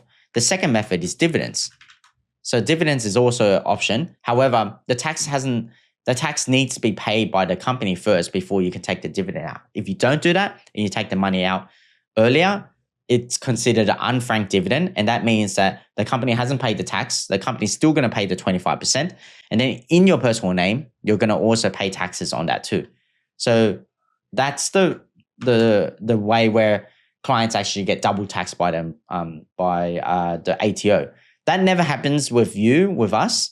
And the reason being is because we would actually choose to change that dividend to a loan instead. And they call it a Division 7A. So we will advise our clients to take up a Division 7A loan. That means you have to commercialize the loan, treat it as a loan properly, and then you either pay it back to the company before 30th of June or before the due date of the tax return. And as a result, it's not treated as income in your name personally. So they are the three main ways you have to work out to try to minimize the tax. The first two methods, wages and dividends, results to taxes that has to be paid, whether it's in the company or whether it's in your personal name. And then the third way is there is no tax on it. So if your business isn't making any money and it's not profitable, say it's like, in the minus of $50,000, then it might be a good idea that if you're actually taking money out of the company, you take it out as a loan. And you can offset that loan against, money that you've already paid to the company already. So it just depends. It depends on your situation. So I think when I was doing the Division 7A, drawing money out of deep dive, drawing money out of your company, I had a scenario where I said that if your business just started off and you invested a whole heap of money into the business, that company still owes you that money. So you can actually draw money out. So there's no point paying yourself a wage or paying yourself a dividend from the profits and then paying taxes on that. You can actually still draw back on that loan that you've paid to the company. So the same case can apply in this situation. If your company didn't make a profit for the financial year, then maybe we should even think about reducing your wages and taking it out as a loan. Doesn't have to be a Division 7A loan. It could just be a repayment of a loan, or take it up as a Division 7A loan. And then possibly once the business makes the profit, we can then switch it next year to a year after as a wage or a dividend. So that's one method. If you're taking too much money out of the company, you might have a massive like drawing account or director's loan account. It's very important for you to go into your Xero file or your accounting software and then check. Because if you're actually taking that money out and you know you have, then before 30th of June, we need to do something about it. Or the ATO will treat it as a dividend.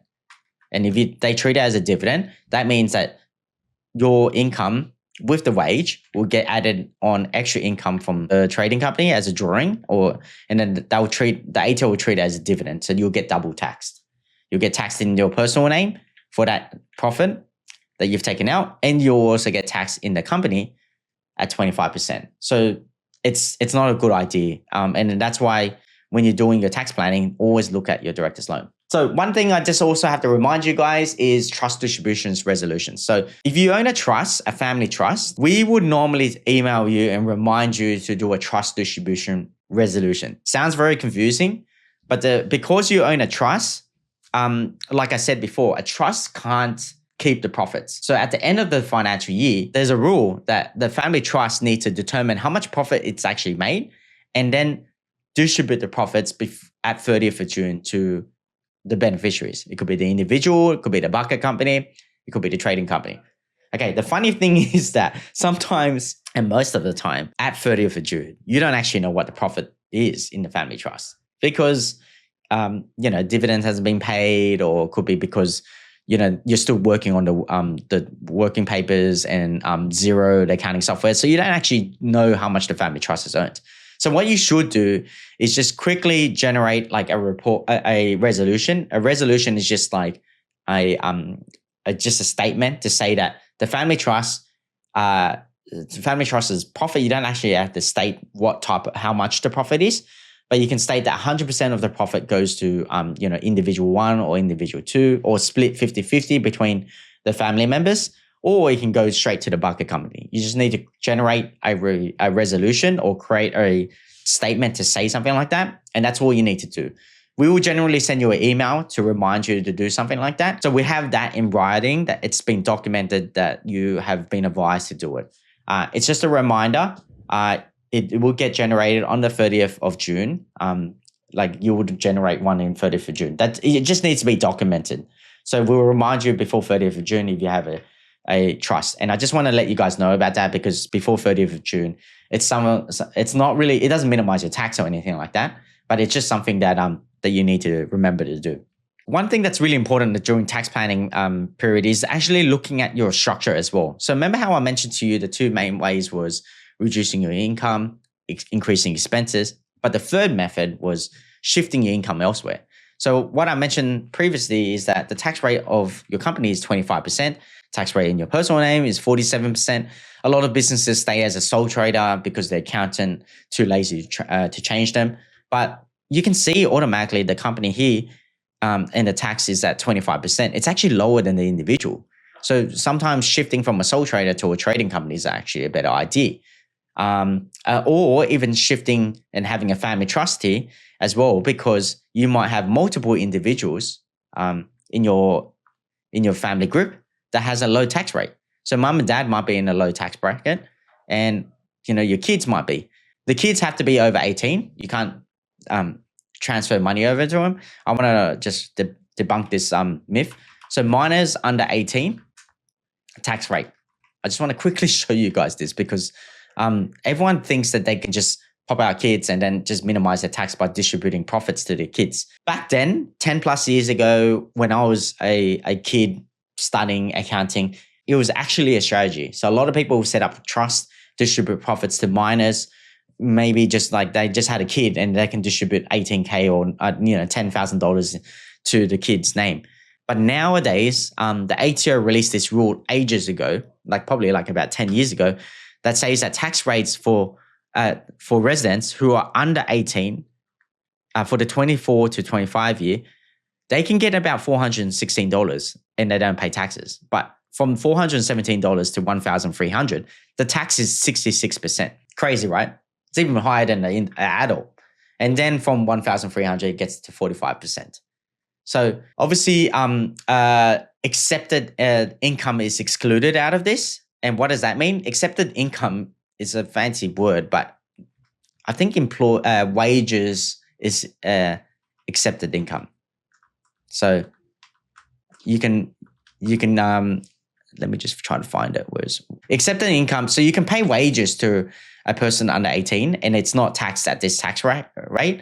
But if you earn if you're distributing it through trust, you can't do it. They've blocked that loophole 10 years ago, but people still think it's possible. I don't know why people still think it's possible, but it's not possible anymore to use a minor to minimize tax using a family trust. You can still pay a minor, like a 15-year-old, all the way up to 17. I believe that works for you part-time during school holidays. However, you can't pay them during school hours because it's pretty obvious that you're doing something, you're scheming. So just understand that you only can pay under 18-year-old during school hours, so they can't work the full-time rates, just so you're aware. Cool. So that's one way of minimizing your taxes. Possibly paying under 18 or hiring people, that's one way. But yes, if you want to use trust distribution to minimize taxes, for minors, you only can actually distribute $416 that has a no tax rate. It's not even worth the hassle of doing that because you most likely have to get a tax file number and then it's added into the trust, and then it will just cost you money to use a trust. And then the accounting fees of doing the trust, it may not be worth minimizing taxes by distributing $400 to your kid that's under 18. If they're over 18, that's a different story. If they're over 18, then we can look at distributing profits to individuals. And same goes with mum and dad. Okay, there is a rule that came out now. I forget the section and what it was, but basically it states that moving forward, you actually have to physically make the payment to that individual.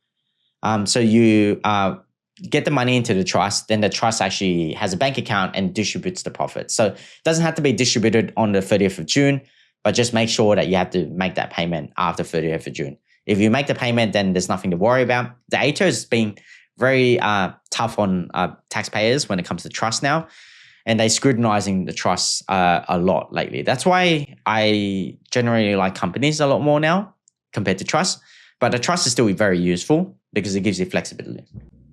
Cool. So that's what you need to do. At tax planning period, we look at the whole situation. We look at how much money the company's made. We look at the individual and how much the individual's made and these individuals. And then we plan. We go, all right, well, individual one has made $150,000 and its tax bracket is too high.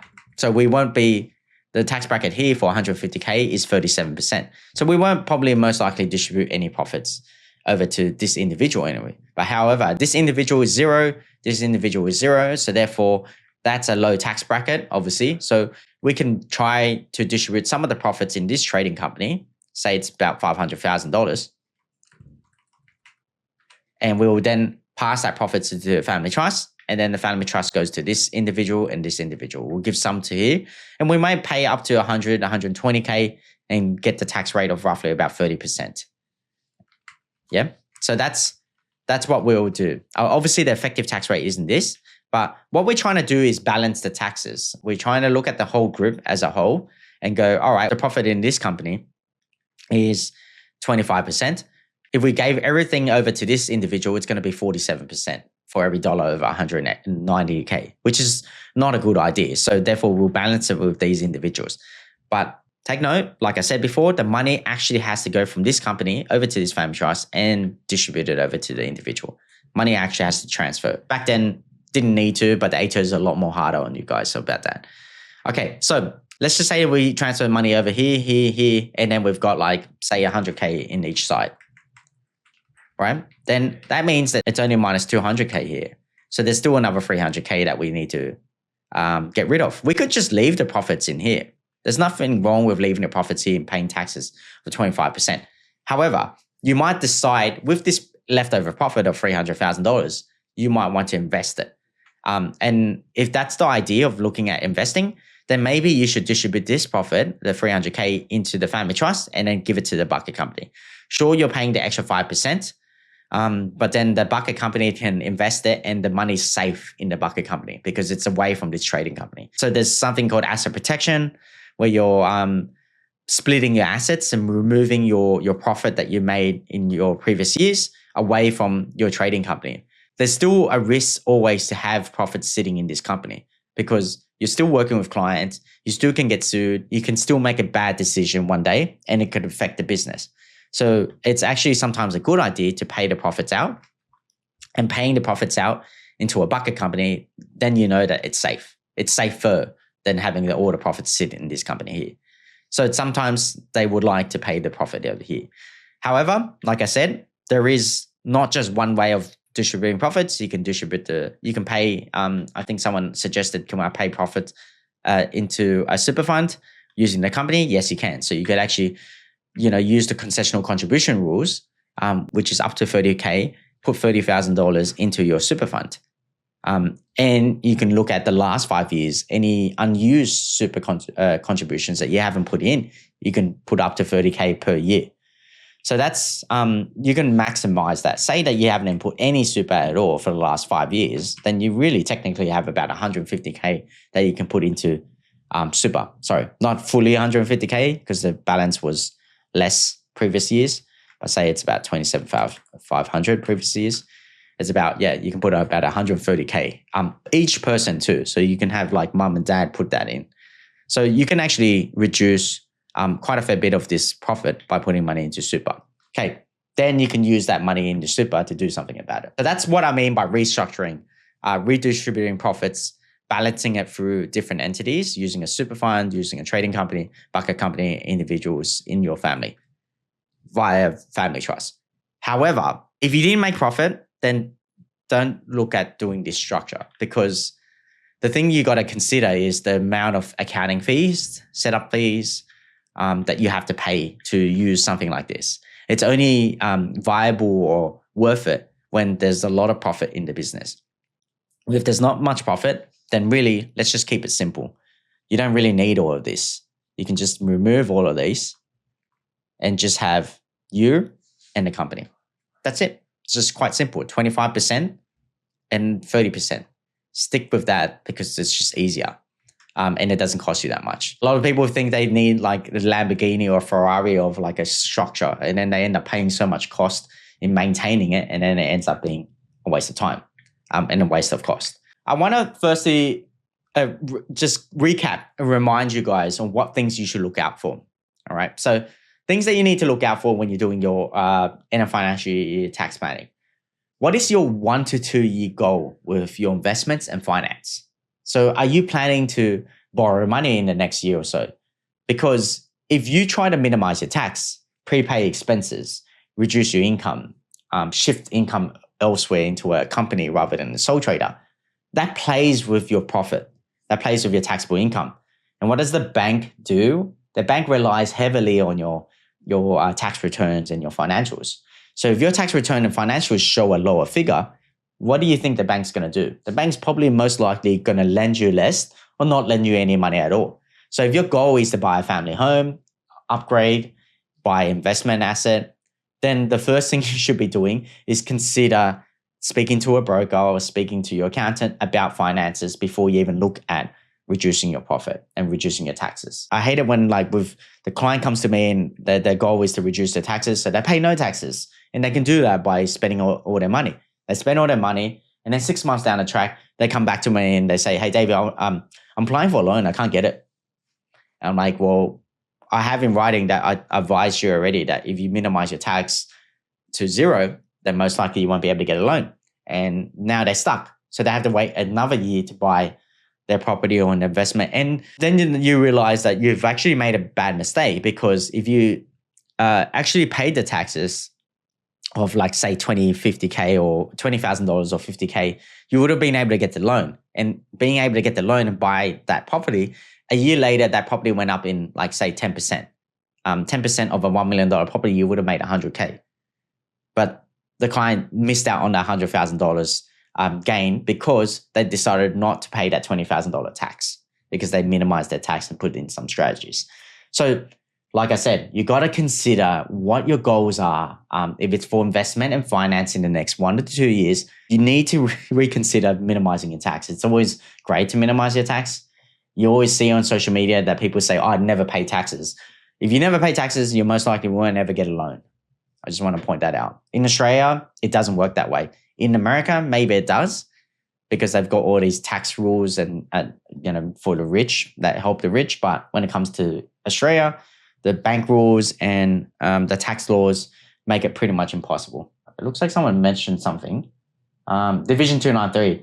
Yeah, so yeah, that's one of let me just go back. Division 293 is something that you've got to be careful. So that's actually my point 9. So point 9, I'll go to point 9. Point 9 is that you got to be very careful of putting money into your personal name. So if you make about 250K or above, something called Division 293 happens. All right. So Division 293 basically disallows your tax deduction for super. So normally you're supposed to get a superannuation tax deduction. So Division 293, you guys can see my page, right? Division 293. Basically, it's saying that you're too rich. Your income's over 250K. So what we're going to do is we're going to disallow that 15% tax, and we're going to actually charge you that 15% in your super fund or in your personal name, and we'll make you pay the extra super. We're not going to give you that concession. It's so lame. I honestly think it's like one of the lamest things I've ever seen. Like the ATO is basically taxing you more and they don't give you a incentive to put money into to make extra income over 250K. So be careful. Generally, we always try to tell our clients not to, if you can avoid the 250K, avoid it. So don't distribute more than 250K in total income in your personal name. One thing that you need to be careful of is if you've got a child and childcare subsidies. Childcare subsidy is a big deal, okay? Once you have a kid, everyone understands that childcare is very expensive, and if your income actually can affect your ability to get childcare. So if your family income's 80 grand or less, you get 90% of your childcare subsidized. If it's 83,000 to 500K, then it's subsidized between 90 to 0%. So again, like I said, some clients actually, it's not about tax savings. It's actually about making sure that they can balance getting childcare subsidy in their personal name as well. So they may not distribute all the profits into their personal name or pay them a wage as well. Okay, if you don't have kids, then you have nothing to worry about. But if you have kids that are, have to go to childcare, it's quite expensive. So you want to get some sort of childcare subsidy. And so during the time that you're sending your kids to childcare, you may decide to keep your family income low. And so what happens? Where do you put your income? There are many ways to put your income in different ways. So obviously in the trading company, obviously in the bucket company, obviously in an SMSF or super fund, or obviously in mum and dad rather than in your name or your family, like a husband and wife's name. They are the ways to minimize your income as a result getting childcare subsidy. So look, is there a ethical thing? I think honestly it is, because it's bloody expensive to, like, you're trying to work, you're trying to make more money. So as a result, you're still paying the taxes. It's not like you aren't. It's you're just trying to get a childcare subsidy so you can look after your kid as well. So while working, so people would say that you're trying to scam the system. I don't think it's scamming the system at all. What you're trying to do is just make sure that your kids are covered, and you can actually send your kids to childcare while you can work more and pay more taxes. So I don't understand why people say that, like you're trying to, scam the system or something when it comes to Division 293 and childcare. Unused concessional cap amounts are applied automatically. Do we really need to fill out that form? Yes, you do. If you're talking about intention to claim, yes, you do, because you have to personally put in the contribution. So remember, there are two types of contributions. There's non-concessional contribution and concessional contribution. Concessional contributions, you get a tax deduction for in your personal name.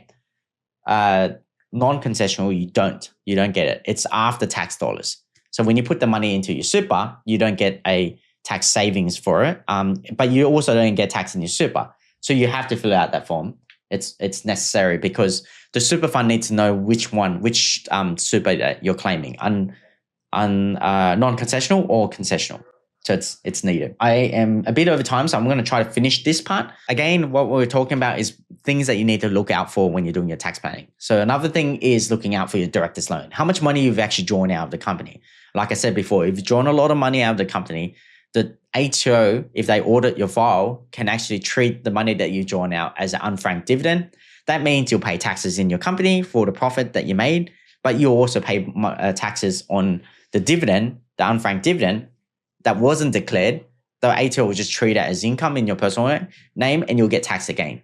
So you could have made 100K profit, taken that money out, you haven't paid taxes on it in your company, and then the ATO then goes, all right, well, you've taken 100K out. I don't want you to pay taxes on that 100K.